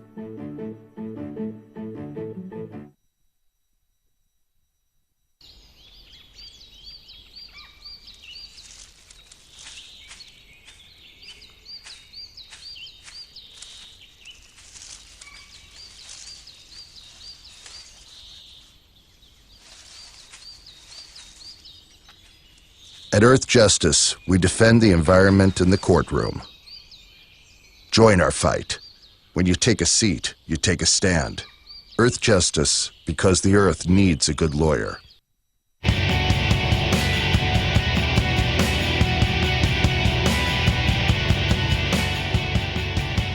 This is the Bill Press Show. It is the Bill Press Show. My name is Peter Ogburn, sitting in for Bill Press today, along with Graham Vise. He is the political reporter for Inside Sources. Make sure you follow him on Twitter at Graham Vise, V-Y-S-E. By the way, on the whole beer situation, Jamie. Yes, sir. We got some more hot tweets from Old Man Bob. Yeah. He says his brother listens to the show, and he posted that it would be worse for anybody who touches the cookies, gift beer, or vintage whiskey. Quote, they would be outlining his body in chalk if you touch. But now I don't advocate murdering someone for drinking a couple of beers out of the fridge that weren't yours. Okay, you're against tough on crime policies, except when it comes. I believe in issue. a very swift and harsh punishment. Yeah, right. Actual murder. I don't think you should murder someone. And by the way, thank you very much to this. Wow. Okay, someone DM'd me to say, Peter, Ted Cruz won't get less votes than Donald Trump. He'll get fewer votes. Come on, Peter. Grammar. And thank you very much. Thank you very much from the tweeter who sent me to this, which you can follow them at Labia Laden. So go follow them for your grammar lessons. Thank you, Labia. I appreciate it. Graham Vise is with us here on the Bill Press Show. I'm not making that up, by the way. That's the name. We talked a lot about the Republicans and what would happen if Donald Trump gets fewer votes than Ted Cruz. Let's talk about the Democrats, because there is sort of a fight going on right now between Bernie Sanders and Hillary Clinton, because Bernie Sanders didn't just come out and say that Hillary Clinton was unqualified. He said it 5 times and gave very specific examples as to why she is not qualified. He said in a speech on Wednesday, I don't believe she's qualified if she is raising money through her super PAC and taking tens of millions of dollars in special interest funds. I don't think that you're qualified if you get $15 million from Wall Street through your super PAC. I don't think you're qualified if you voted for the disastrous war in Iraq.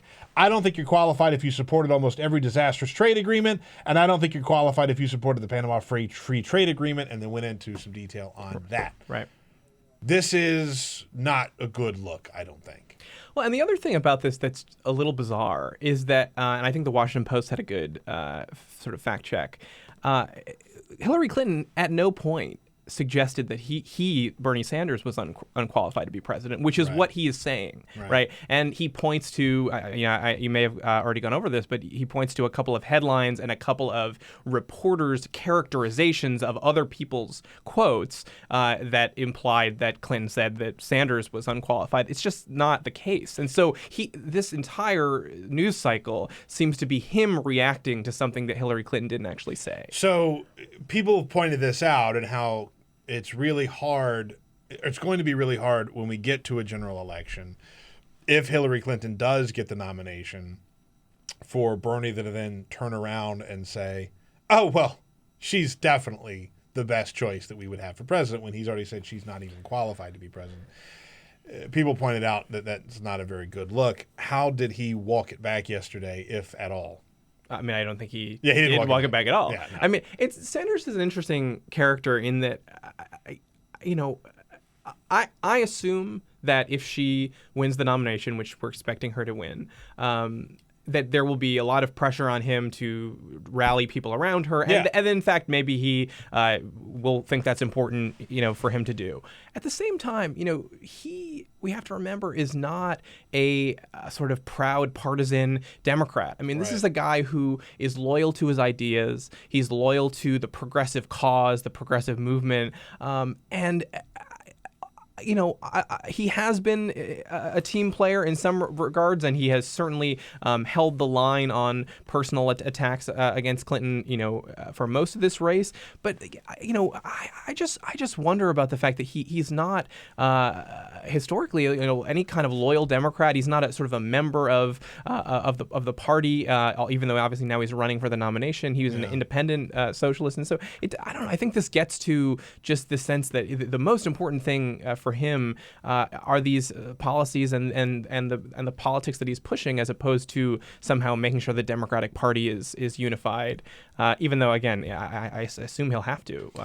I thought that Hillary Clinton handled it perfectly yesterday. She came out. Jamie, I don't know if you have the clip of where she talked about how what would happen if it did come down to a race between Bernie Sanders and Donald Trump and Ted Cruz. Right. Her response. I don't know why he's saying that, but I will take Bernie Sanders over Donald Trump or Ted Cruz anytime. So let's keep our eye on what's really at stake in this election. That's the answer you give. I mean, I think she comes out looking good there. Yeah. I mean, and has just played, I think, this entire news cycle pretty well. Yeah, I think so too. All right, Graham Vise, thanks so much for coming in, man. I really Thanks appreciate it. For having me. Yeah. Lots of good stuff to talk about with Graham, political reporter at Inside Sources. Graham Vise, VYSE, at Graham Vise on Twitter. Thanks, man. I appreciate it. Thank you, Peter. Talk to you again soon. Yeah. All right, my name is Peter Ogburn, sitting in for Bill Press. Bill Press, take a very quick break. Be right back. Follow us on Twitter at BP Show. This is The Bill Press Show.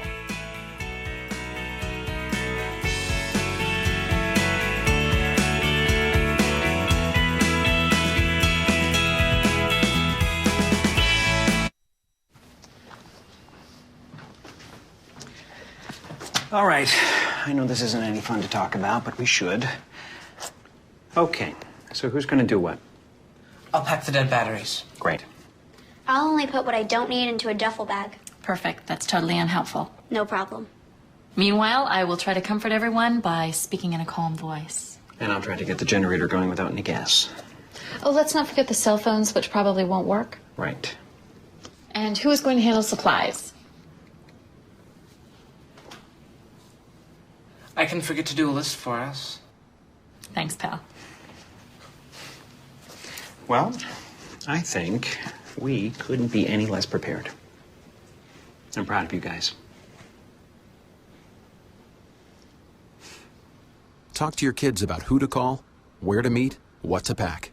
Visit ready.gov/kids for tips and information.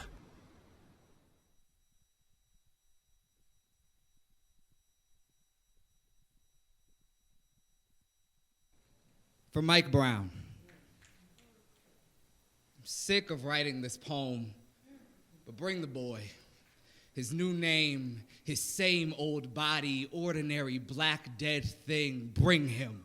And we will mourn until we forget what we are mourning. And isn't that what being black is about? Not the joy of it, but the feeling when you're looking at your child, turn your head, then poof, no more child. That feeling, that's black.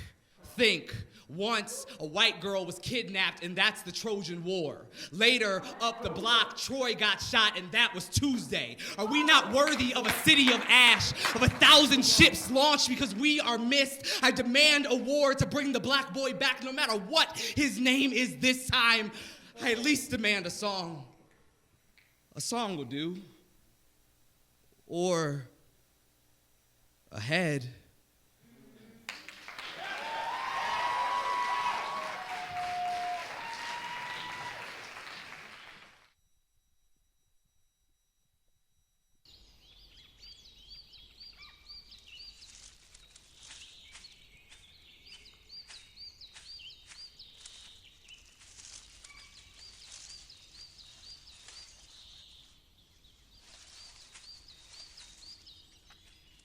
At Earth Justice, we defend the environment in the courtroom. Join our fight. When you take a seat, you take a stand. Earth Justice, because the Earth needs a good lawyer.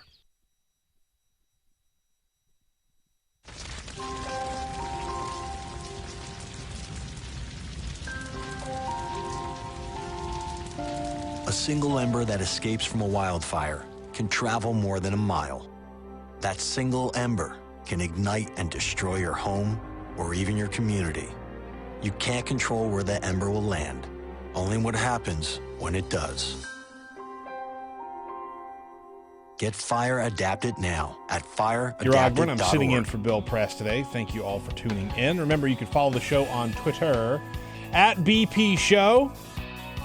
Follow me at Peter Ogburn. You can follow Jamie Benson at JBensonDC. All right, Jamie? Yeah, I'm good. You look thrown. No, I thought I just broke the microphone, but we're good.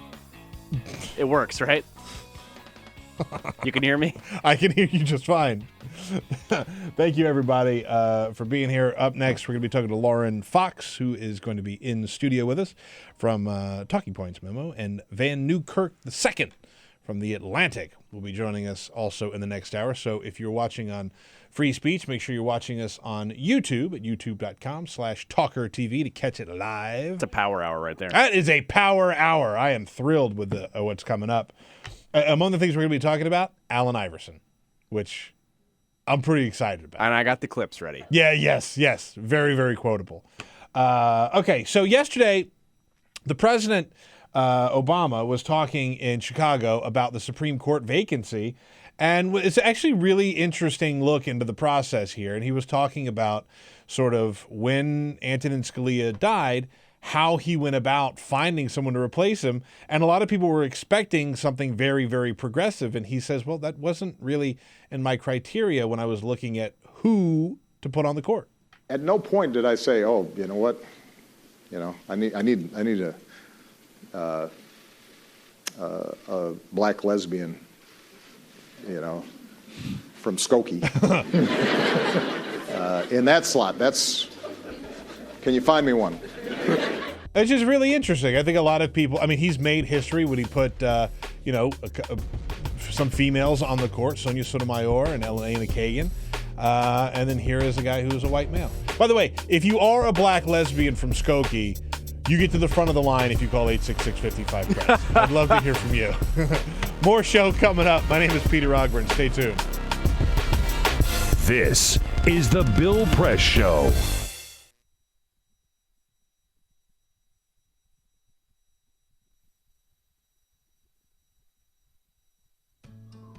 You wouldn't let money just blow out of your house.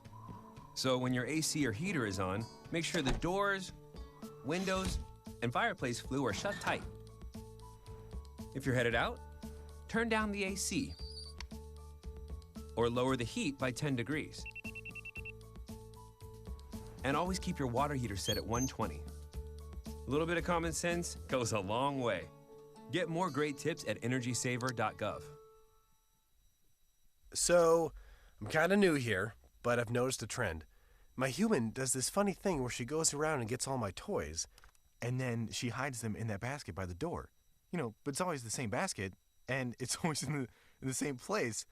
And then she acts so surprised when I find them, but, she's putting them in the same basket. Again. It's like, hello? That's where you put it last time. You were the worst at hide and go seek.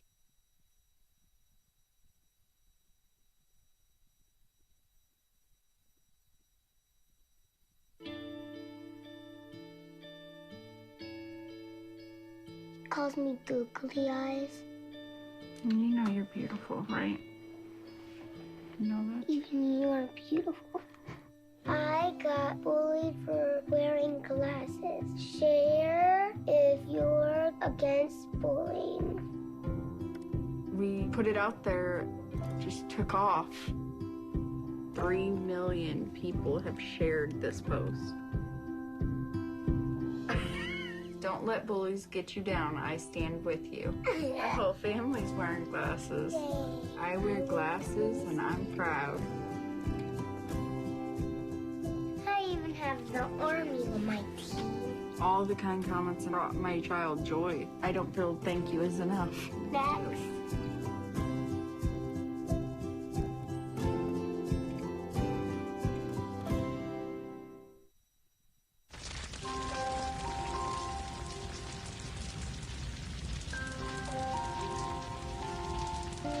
A single ember that escapes from a wildfire can travel more than a mile.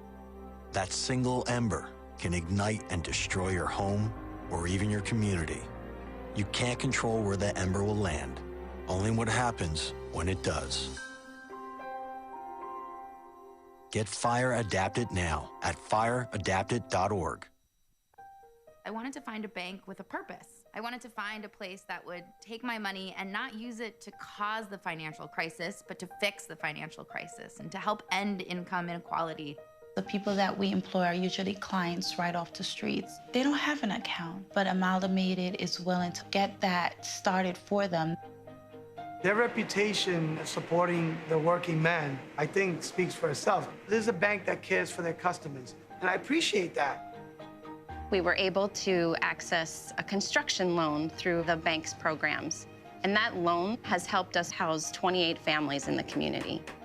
Amalgamated is a bank that was started for and about working people. Many of our customers have a deep commitment to advocating for social and economic justice. We share that commitment, and we're not afraid to stand up and say that we need to change some of the way that the country does business.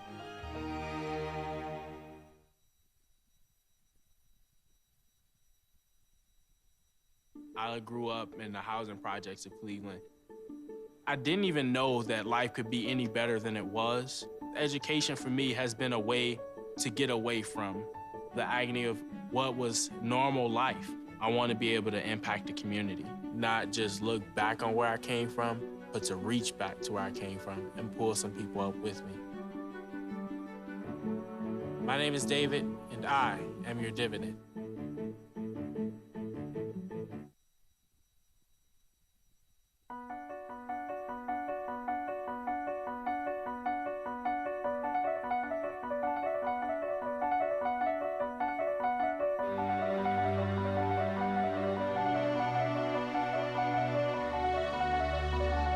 The most important issue on this planet right now is to protect and conserve biodiversity in the world's oceans.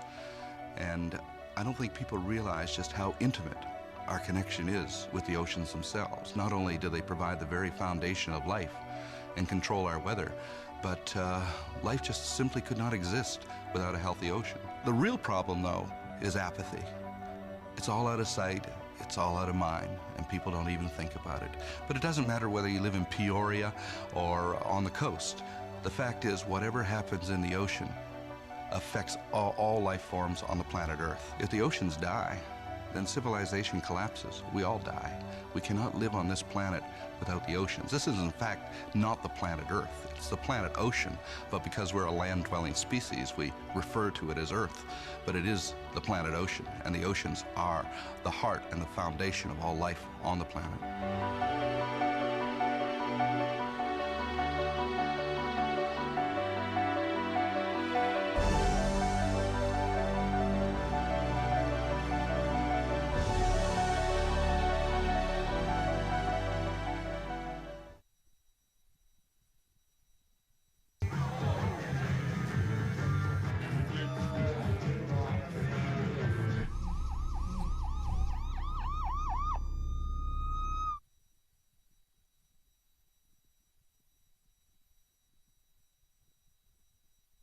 It's on us to stop sexual assault.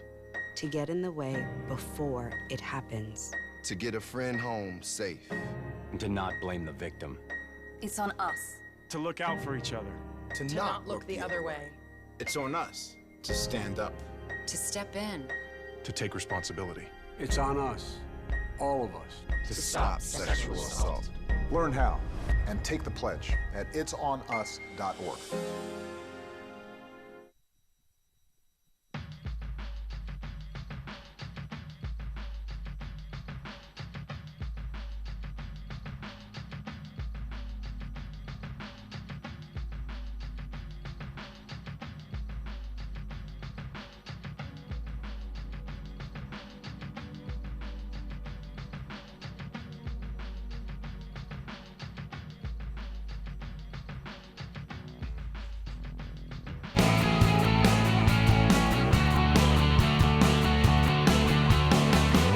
Broadcasting around the nation, on your radio, on your TV, and online.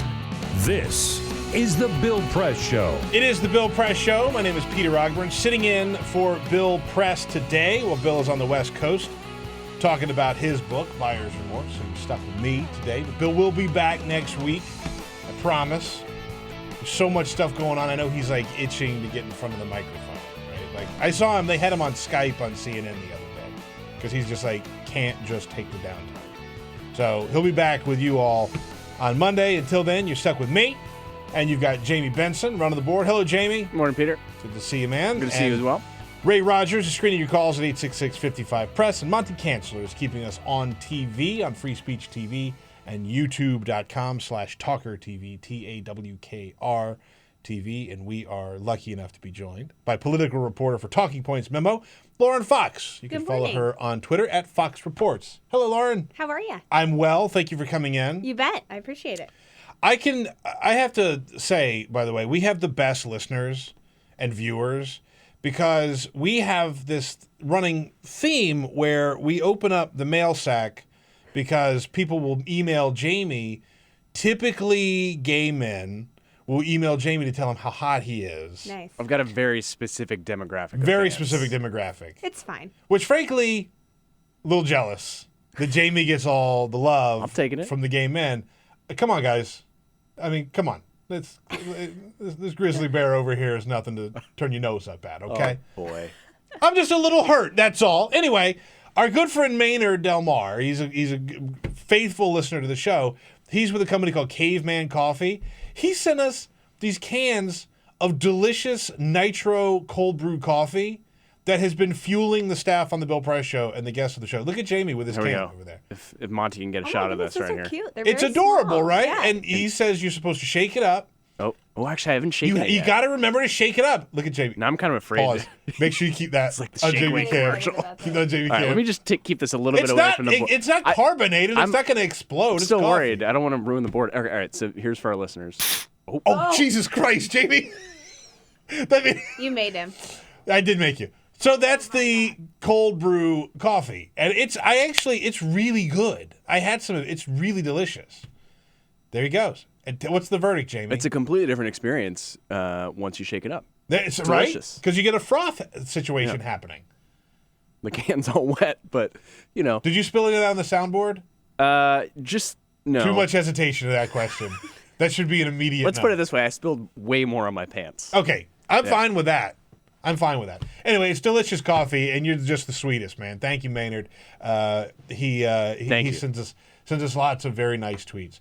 By the way, I have to keep this going because I was on vacation last week in my hometown of Charleston, South Carolina. Oh, that's your hometown? Yeah, it is. Great hometown. Is it the greatest? Yeah. I mean, I'm I've such never a been there, dummy. but it looks like no, charming. it's the great. greatest. And I was in high school. I'm like, oh, I got to get the hell out of here. And now I'm just like, what was I doing? This is wonderful.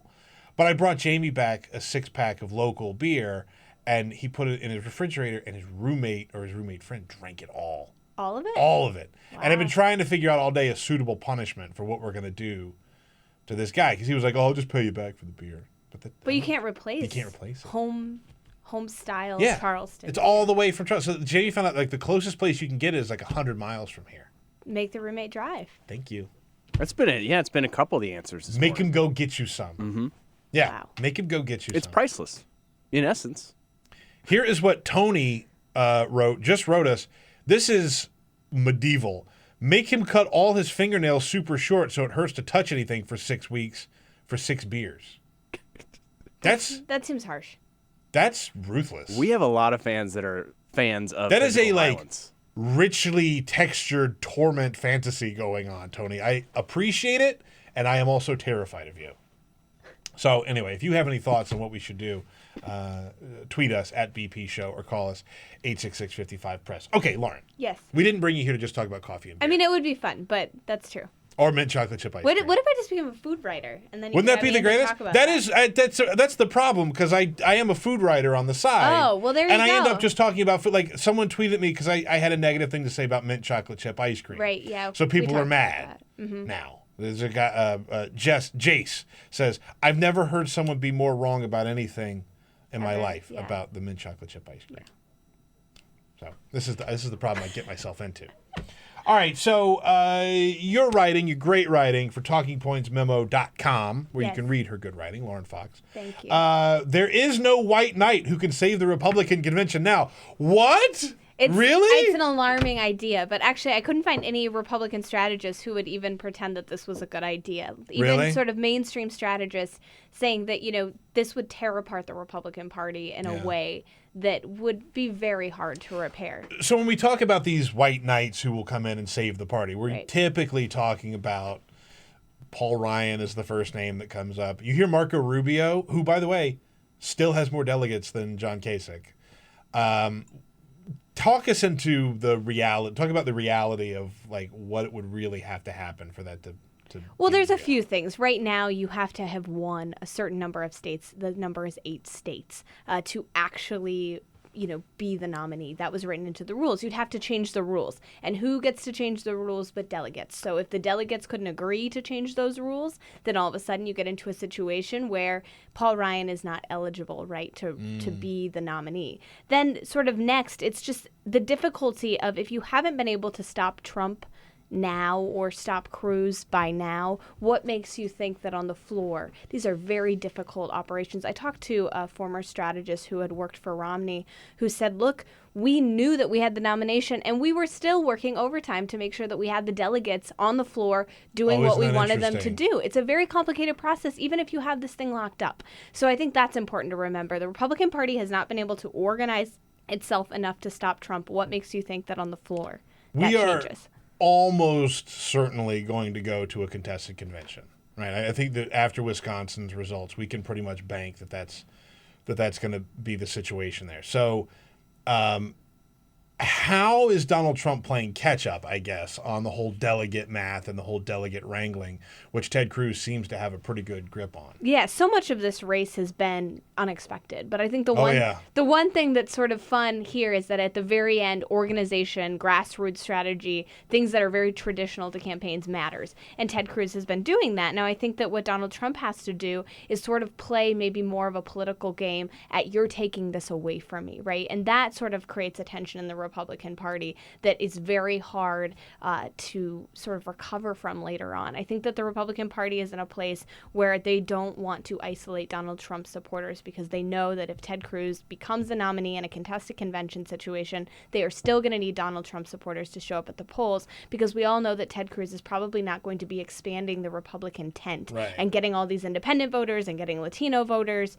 So I think that will be important that they don't alienate Trump supporters.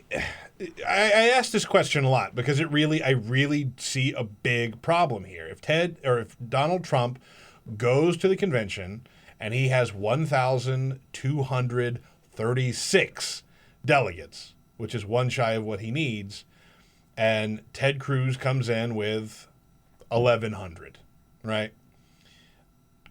How is the Republican Party going to square that? I mean, what is their argument going to be to say this guy clearly got more votes, he got more delegates, and yet we're still going to give it to somebody else? Well, I think that's sort of this fine line that if you ask anyone on Capitol Hill, for example, you go around, you ask Republicans, what would you be able to support someone else at a contested convention? What would it take to get to contested convention? The answers are so different. Some people say, well, if he's really close, then maybe we just let him have it. Some people say, well, if he's, short by 10, then that's still a contested convention. He still hasn't gotten there.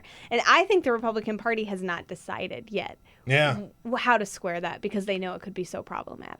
And some of this, like the whole lose with Cruz movement here of like, okay, well, we would rather lose with a guy who is firmly our guy than... But how interesting is that? This guy is our guy, and it was only a few years ago that this was the biggest troublemaker in Washington. You could not find a senator to stand up for him. Yeah, I said this last hour.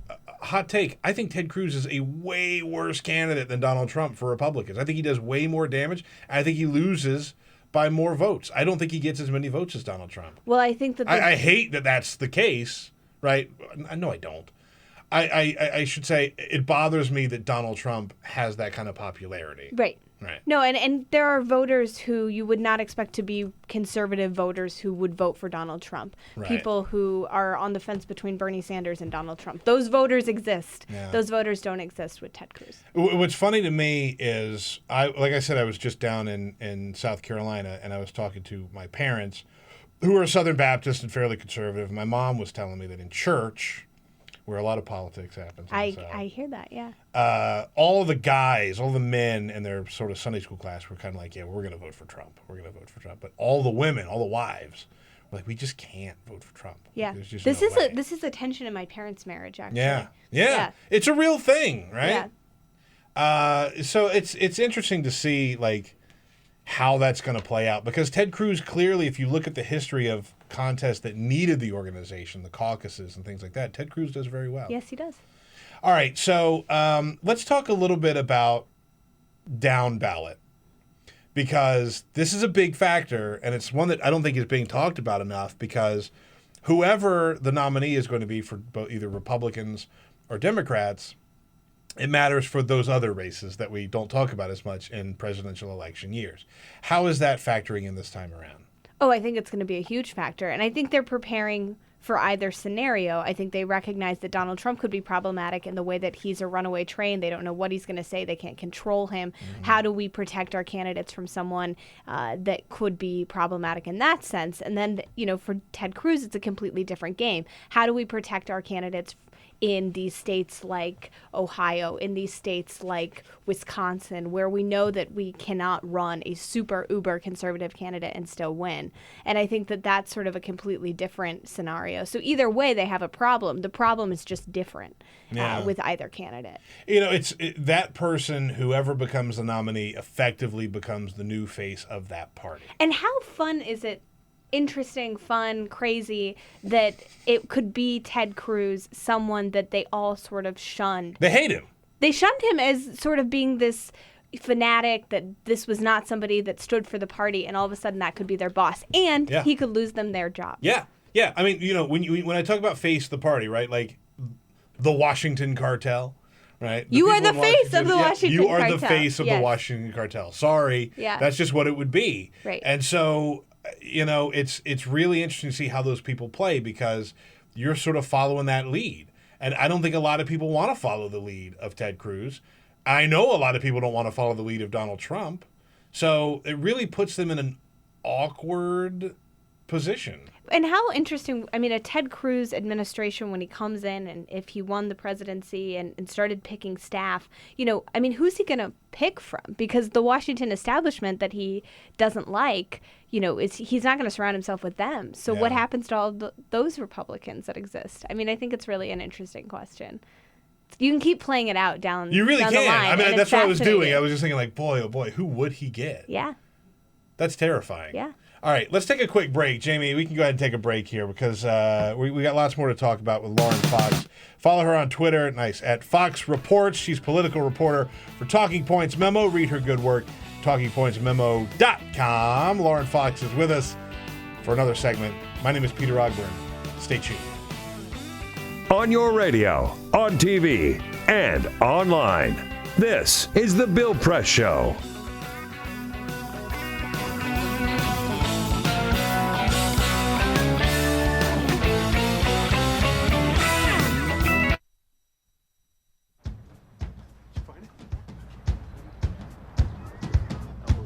You taught him how to hit a baseball. Just like that. Say hi! How to hit a receiver.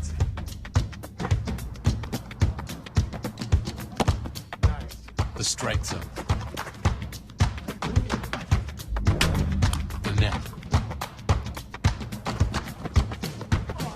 You taught him how to hit the upper corner.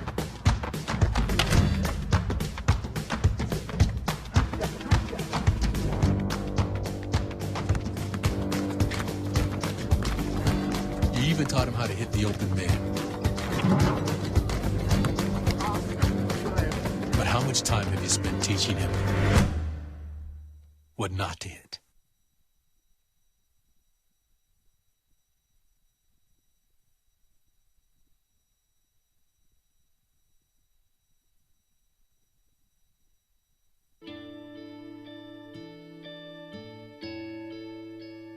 calls me googly eyes.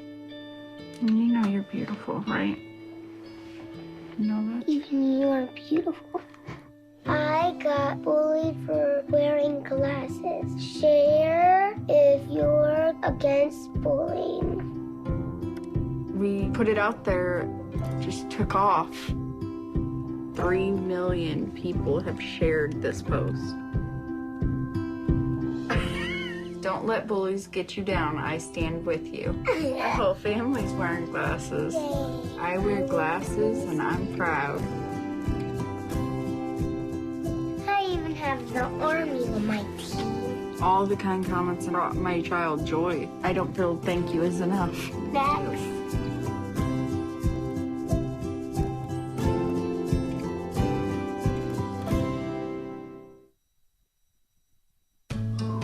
You wouldn't let money just blow out of your house. So when your AC or heater is on, make sure the doors, windows, and fireplace flue are shut tight. If you're headed out, turn down the AC or lower the heat by 10 degrees. And always keep your water heater set at 120. A little bit of common sense goes a long way. Get more great tips at energysaver.gov. So, I'm kind of new here, but I've noticed a trend. My human does this funny thing where she goes around and gets all my toys, and then she hides them in that basket by the door. You know, but it's always the same basket, and it's always in the same place. And then she acts so surprised when I find them, but, you know, she's putting them in the same basket. Again. It's like, hello? That's where you put it last time. You were the worst at hide and go seek. I grew up in the housing projects of Cleveland. I didn't even know that life could be any better than it was. Education for me has been a way to get away from the agony of what was normal life. I want to be able to impact the community, not just look back on where I came from, but to reach back to where I came from and pull some people up with me. My name is David, and I am your dividend.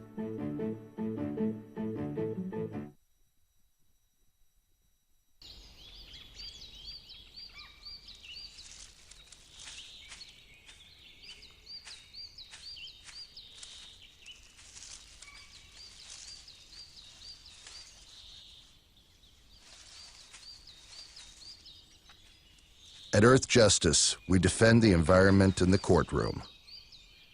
Join our fight. When you take a seat, you take a stand. Earth Justice, because the Earth needs a good lawyer.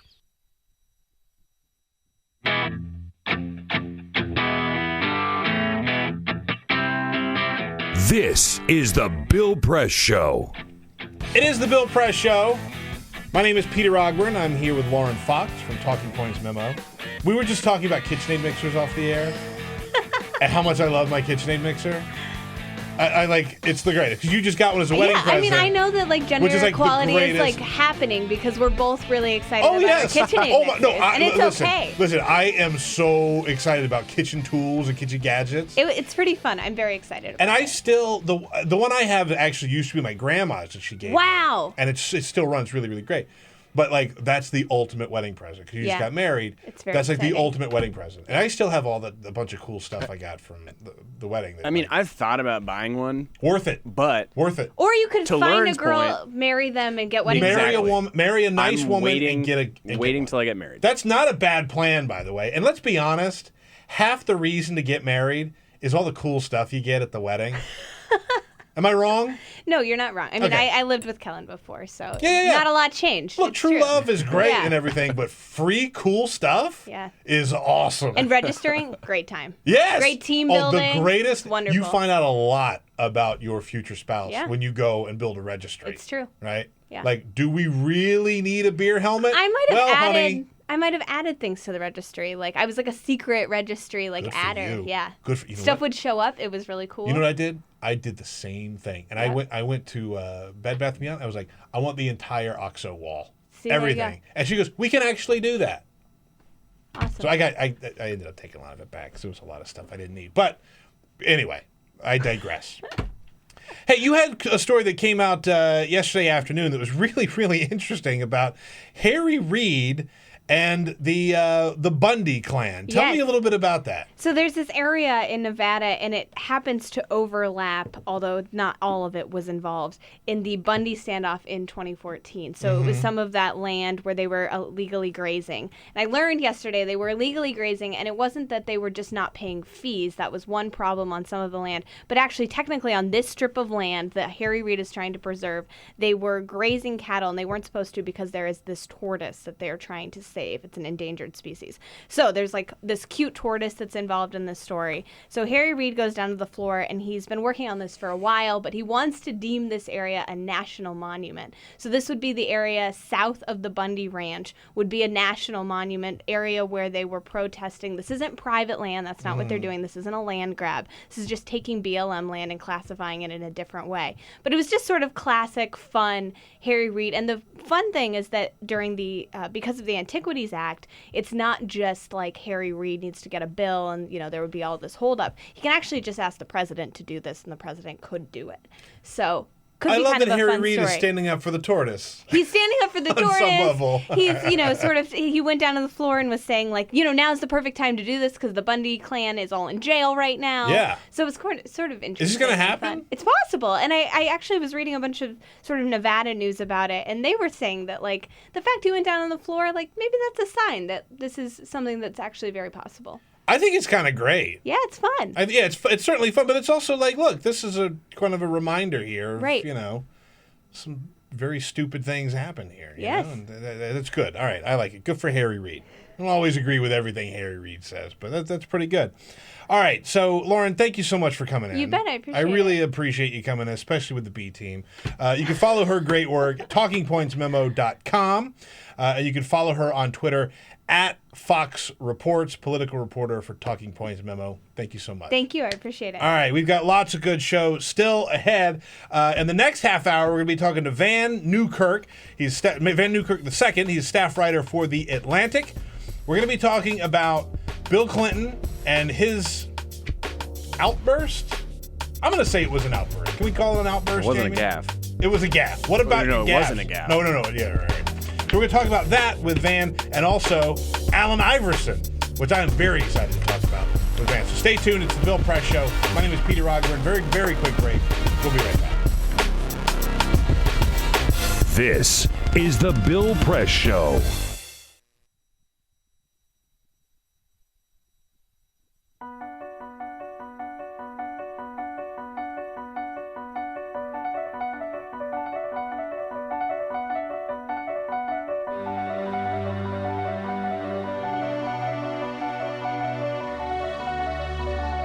The most important issue on this planet right now is to protect and conserve biodiversity in the world's oceans.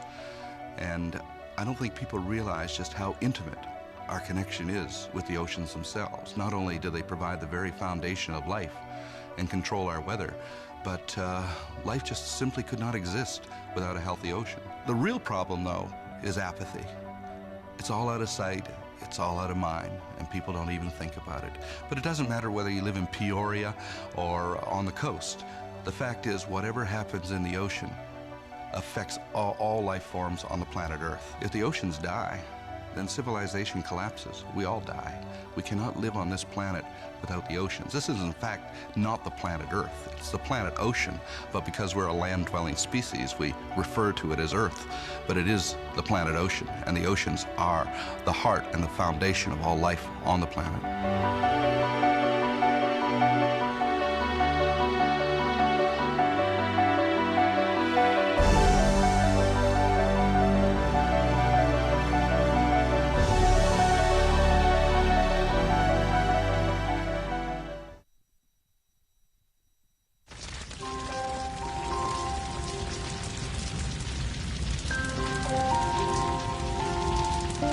A single ember that escapes from a wildfire can travel more than a mile.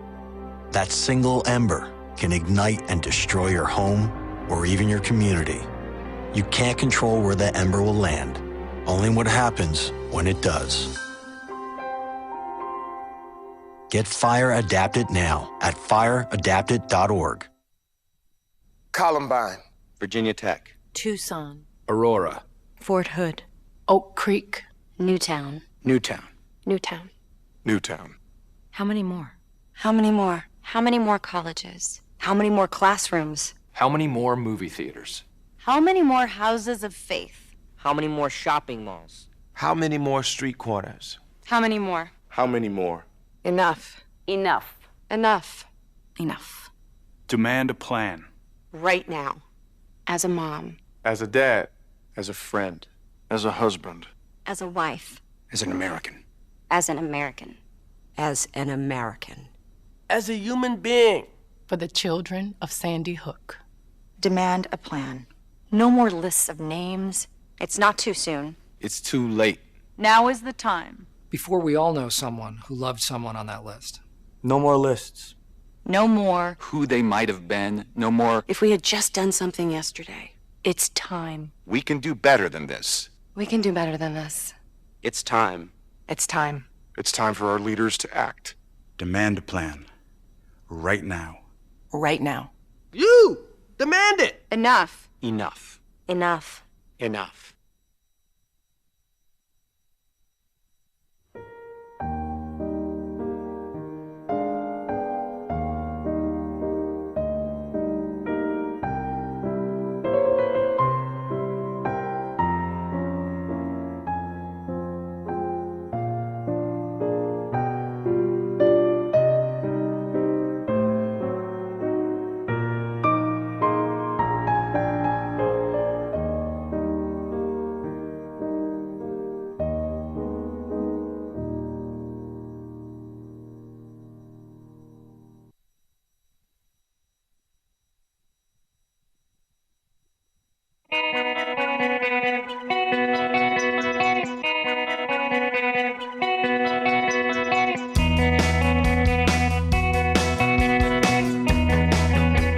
Seen on Free Speech TV and online on TawkrTV. This is the Bill Press Show. It is the Bill Press Show. My name is Peter Ogburn, sitting in for Bill Press today. It's 33 minutes past the hour. We've had a good show so far. I'm excited to keep it going with staff writer for The Atlantic, Van R. Newkirk II. You can follow him on Twitter at 5/5. Thank you, Van. Appreciate you coming in. Thanks for having me. Our second Atlantic writer of the day. We had David Graham on earlier on the phone, and now we got you in the studio. We're very high-minded here. We read The Atlantic. We're gonna get learned today. We're gonna walk out of here more learned than when we walked in. We brought Van in to talk about a couple things, but I want to start out with the Bill Clinton stuff, because Bill Clinton was speaking in Philadelphia yesterday, stumping for his wife, Hillary Clinton, and he was interrupted by Black Lives Matter protesters. And Hillary has seen this before, and it usually stems around or comes from the 1994 crime bill, which I'm kind of shocked hasn't gotten more play in this election, but I think it's fully in play now. And you wrote about this yesterday, and I want to play a clip of how Bill Clinton handled it when the protesters interrupted his speech yesterday. I don't know how you would characterize the gang leaders who got 13-year-old kids hopped up on crack and sent them out onto the street to murder other African-American children. Maybe you thought they were good citizens. She didn't. She didn't. You are defending the people who kill the lives you say matter. Tell the truth.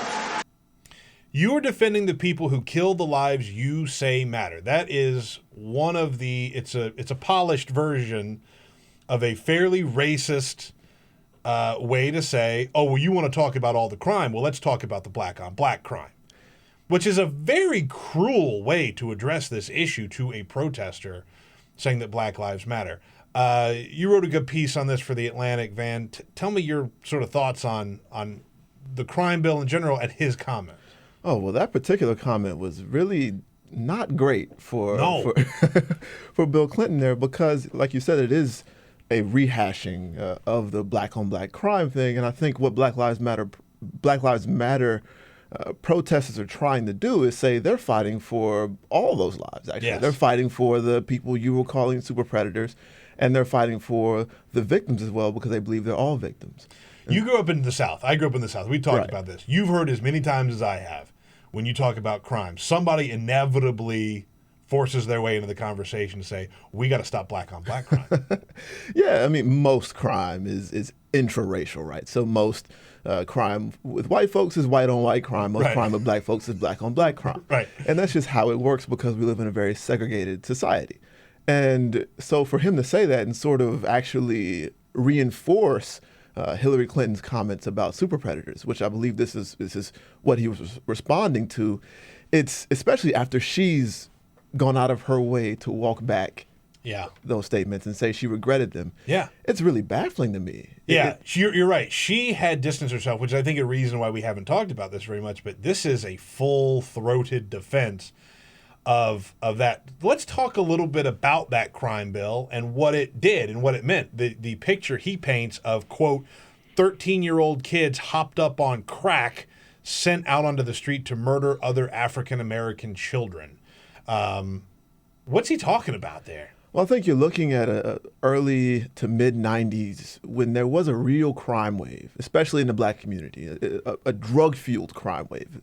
That's not a made-up thing. I think a lot of the sort of hysteria was very embellished. So the super predators thing, I remember seeing all the reports on super predators and, very super serious, this is a national crisis of super predators. But walking that back, and what did those super a predators look like when they were when they were painting that picture of the super predator? Of course, they were saying, these were 13, 14-year-old kids who were raised to be devoid of all morals. And, this is just sort of similar to earlier things when people were saying you needed special bullets to kill black people.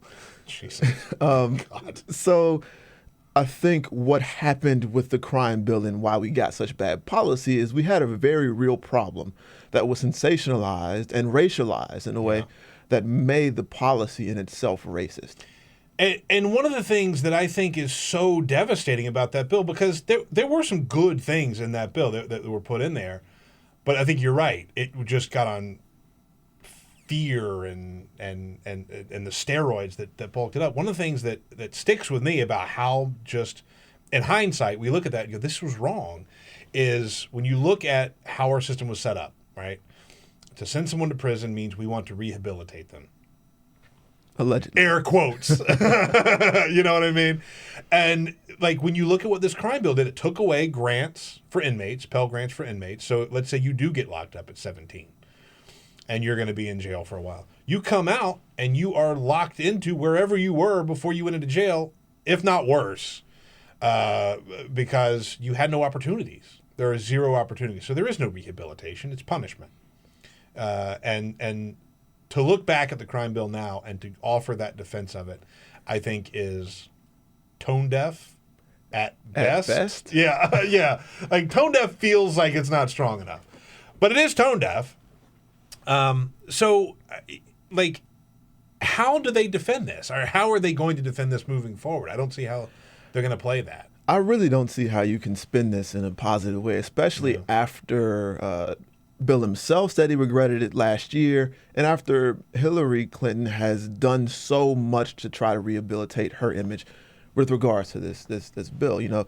He says, sort of in his defense, that it didn't, that most people in this mass incarceration society are put in through state and local jails and prisons. However, you really have to consider the federal government's role in tone setting, in providing a framework for all these three strikes laws, in providing, like you said, the framework for not providing extra benefits like the ability to attend college classes in prisons. And look at the federal government as they set the table, and these laws interact with state and local laws. And I really think, you can't run away from that. And it's been the stealth issue that's animated this. I don't think Sanders himself can offer the strongest sort of offensive against Hillary because he voted for it. He voted for it. He supported it. Yeah. Yeah. But he does say, I voted for it because it was sort of a Hobson's choice. It was either not vote for it and not get the things I wanted out of the death penalty and the Violence Against Women Act, or make sure that my vote was counted, and those things were Now, whether you believe that to be a valid defense or not, that's, a different thing. At least, there is a recognition that, like, in hindsight, this is not the greatest piece of legislation. So I think that's part of the difference. Bill Clinton, I think, is turning into a real liability. And we saw this before in 2008, by the way. Barack Obama, one of the greatest American stories that will ever be told. And Bill Clinton brushed it off as fairy tale. That's a real problem. And when you look at the relationship between the Clintons and the votes of African Americans in America, it's sort of just assumed that the Clintons will get that vote. And I can't really square that with those comments. Yeah, but I think there's one kernel in there that he does say that informs this, and that's when he says the black community was behind me. Now, that's a total overstatement, I believe, because there were Jesse Jackson, a coalition led by Jesse Jackson, who was known to be connected to both Clinton and Sanders. Yeah. Sanders was his biggest supporter in his presidential run. That's right. That's amazing, but... his coalition strongly opposed the bill on the grounds that it would basically create a mass incarceration society. But I think you look at the coalition that was behind and on some level or calling for new crime laws in the 90s. It looks a lot like the people who were actually in Hillary's corner now, people, older, middle-aged white and black voters in the rural South and in northern Midwestern black urban centers. And I think you look at them and you have to think about the 90s and what it looked like then and what it looked like to hitch your wagon to the Clintons. And I do think it's very difficult statistically to say that Clinton's policies reduced crime. But, there's not a correlation, but it did happen. We had two separate callers earlier today, both African-American, identified as African-American. And one of them said, all lives matter. President Clinton was right at the time, and we could do better for everybody today. And he says he remembers the war zone in the streets, which a lot of people, frankly, don't remember. But there was a problem. I think that it's been embellished. But he says he remembered that. And then we had another caller who said, I moved around a lot. I saw a lot of different parts of America, and this is just not something that needed this type of reaction. So, it's interesting to see how it cuts across the whole spectrum. Okay, Van R. Newkirk II is joining us in studio here on the Bill Press Show. Let's take a quick break. Staff writer for The Atlantic, Van R. Newkirk II is here. You can follow him on Twitter at 5/5. My name is Peter Ogburn. I'm sitting in for Bill today. We'll take a quick break. We'll be right back. Get social with Bill Press. Like us at facebook.com/Bill Press Show. This is the Bill Press Show.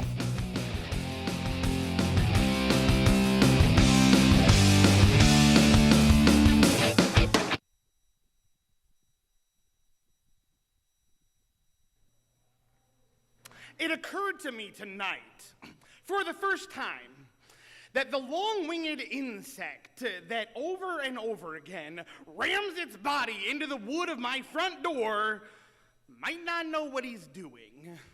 He might not have a plan. Maybe that's just how he flies, and that is where the door is. And I remember you, the last time I saw you, a few weeks before we would graduate from high school, and a few days before you let a bullet dissolve on your tongue. Dancing in a warehouse rave, sweat-drenched and strobe light battered, thrashing your arms back and thrusting them forward. The floor could get so bright and loud, we all slowed down to be more careful, but you kept dancing full sprint tornado, and sometimes you'd spin full weight into a wall and just spread your arms against it and sway back and forth like a lover reunited. This long-winged insect is not trying to get into the house. It doesn't know there is a house. Can't imagine a life beyond that door. All it can see is the light. You and I were both 17 when you died. And ever since then, I have envied you. How you are remembered for towering, unclaimed potential instead of living to look regret in the face. You didn't have to come home 3 weeks later and explain to your little brother why you took too much medicine. Your addiction is remembered as a tragedy, not a betrayal. Your suicide attempt became a suicide, not an unpaid hospital bill. And only tonight did it occur to me that maybe that night when you let your teeth touch metal, you might not have known what you were doing. You might not have had a plan. Maybe you had hit that door so many times you couldn't imagine it might let you through. I'm still ashamed to admit it, but I have always secretly believed you did it for me, that you wanted to show me that there is a way out of all of this. Not so that I would follow you, but so I would understand that every day that I am alive is a day that I choose to be alive. And when the music stops, you still get to keep on dancing. And when the light is so bright it blinds, you can dance with your eyes closed. And if in that dark you come up against a wall, you keep your arms out wide and you dance with the wall.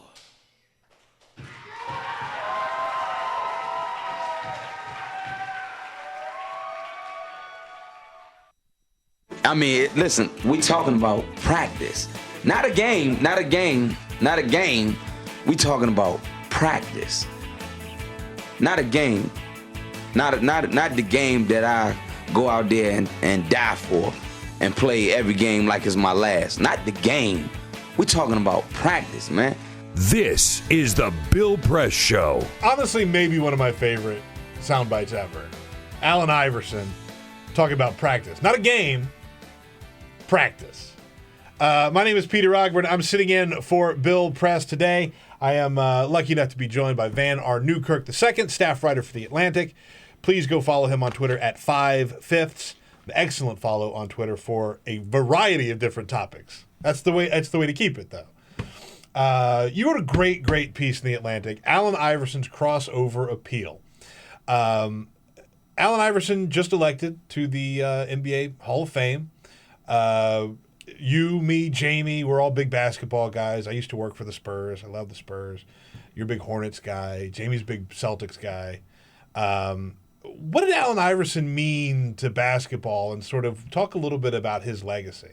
Okay, so Allen Iverson came along right towards the tail end of Michael Jordan's career, the last year, actually, of Michael Jordan's Not Michael Jackson, as Allen Iverson has called him. Do you have that clip, Jamie, by the way? I didn't mean to interrupt, but do you have that clip? I always told him I wanted the relationship that Michael Jordan, I'm sorry.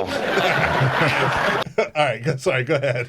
Yeah, so he represented, I think, the necessary evolution of the NBA after it became so dependent on Michael Jordan, his image, his game, everything. I think for a while everybody wanted to be like Mike. Yeah. And for the very first time, people wanted to be like that player instead of Michael Jordan. And that player, I think, was Allen Iverson, even before Kobe.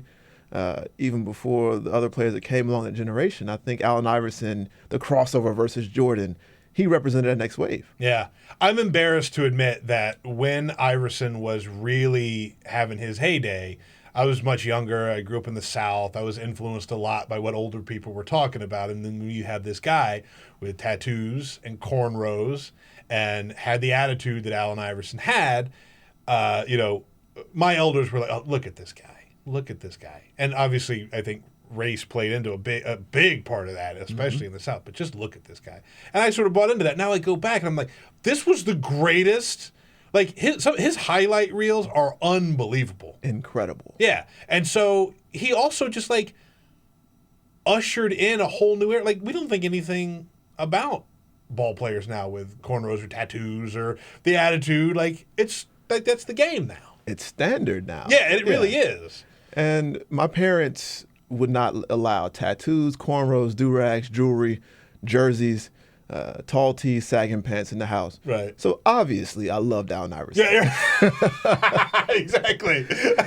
Obviously, and I think there were a lot of kids like me who were, this is something that we were all hip hop kids, and this is something that for us was sort of taboo, not just in maybe in our homes, but in school, walking down the street, and we saw this guy, and I write about it.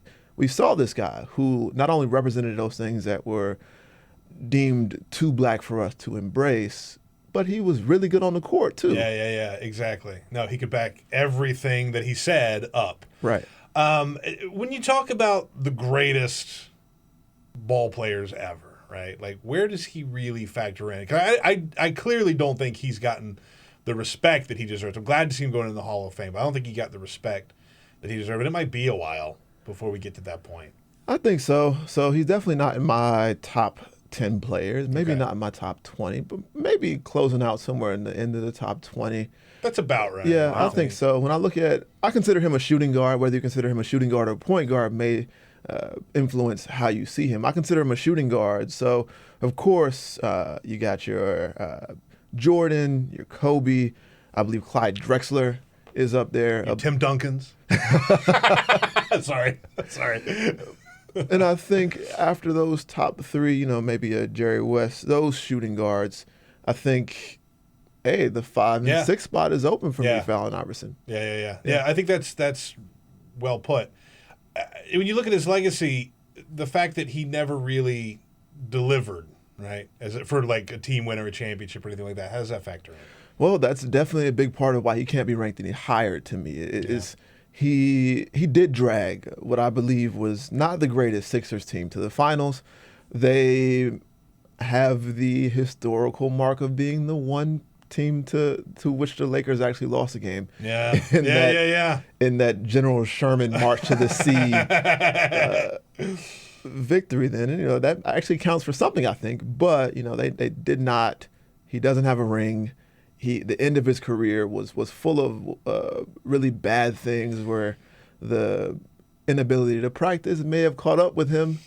And I think players who have really long longevity, they get graded a lot higher. If you can stay beyond that 12, 13-year mark and actually play effectively. You look at Duncan. Yeah. And I think that's where the greatest players of all time are. There's a little bit of a delineation between them and the rest. I have to say, his retirement speech still gives me chills. I watched it yesterday when I was reading your piece. You watch it. It's unbelievable. His speech is just the way he played the game. Yeah. It's everything is on the sleeve. The passion, his basketball sleeves. The passion is always there. Actually, there was an interview with him and Craig Sager. Oh, man, dude. It's so sweet. I was at my desk fighting back tears. Right? Yeah. I saw that same thing. It killed me. Good dude. Quite a legacy and a great piece by you, Van R. Newkirk II, staff writer for The Atlantic. Follow him on Twitter at 5/5. Read his good work at The Atlantic. And if you love sports, you love basketball, go read his piece on Allen Iverson. Learn a little something about Allen Iverson. Appreciate you coming in, man. Oh, thanks for having me. Thanks so much. We'll talk to you again soon. My name is Peter Ogburn, sitting in for Bill Press. Very, very quick break. We'll be back. Follow us on Twitter at BP Show. This is The Bill Press Show.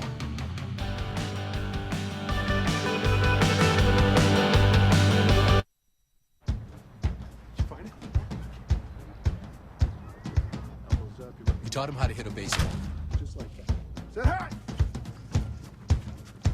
How to hit a receiver.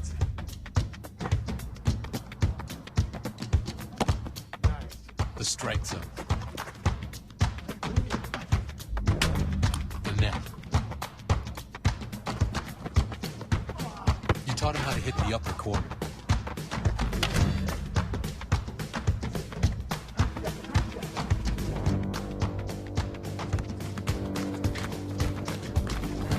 You even taught him how to hit the open man.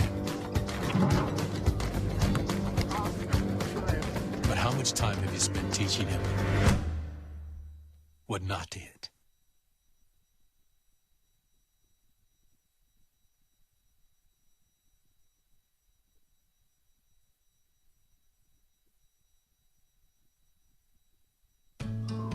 You wouldn't let money just blow out of your house. So when your AC or heater is on, make sure the doors, windows, and fireplace flue are shut tight. If you're headed out, turn down the AC or lower the heat by 10 degrees. And always keep your water heater set at 120. A little bit of common sense goes a long way. Get more great tips at energysaver.gov. So, I'm kind of new here, but I've noticed a trend. My human does this funny thing where she goes around and gets all my toys, and then she hides them in that basket by the door. But it's always the same basket, and it's always in the same place. And then she acts so surprised when I find them, but, she's putting them in the same basket. Again. It's like, hello, that's where you put it last time. You were the worst at hide and go seek. I grew up in the housing projects of Cleveland. I didn't even know that life could be any better than it was. Education for me has been a way to get away from the agony of what was normal life. I want to be able to impact the community, not just look back on where I came from, but to reach back to where I came from and pull some people up with me. My name is David, and I am your dividend.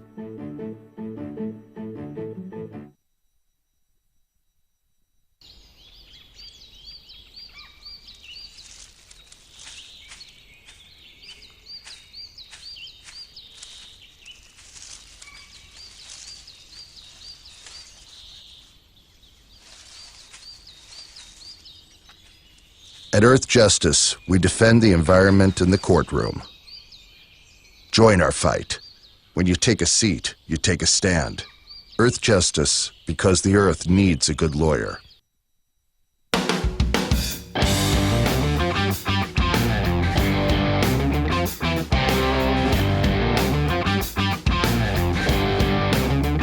This is the Bill Press Show. What a show, what a show. We talked to David Graham from The Atlantic, Helena Bottomiller-Evich from Politico, Graham Vise from Inside Sources, Lauren Fox from Talking Points Memo, and of course Van R. Newkirk II was just here talking about Allen Iverson. He is from The Atlantic as well. Listen, go have a magical weekend, no matter where you are or what you are doing.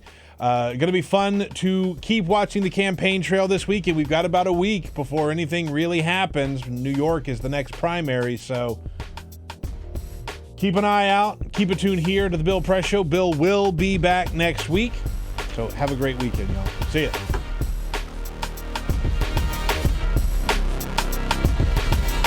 This is the Bill Press Show.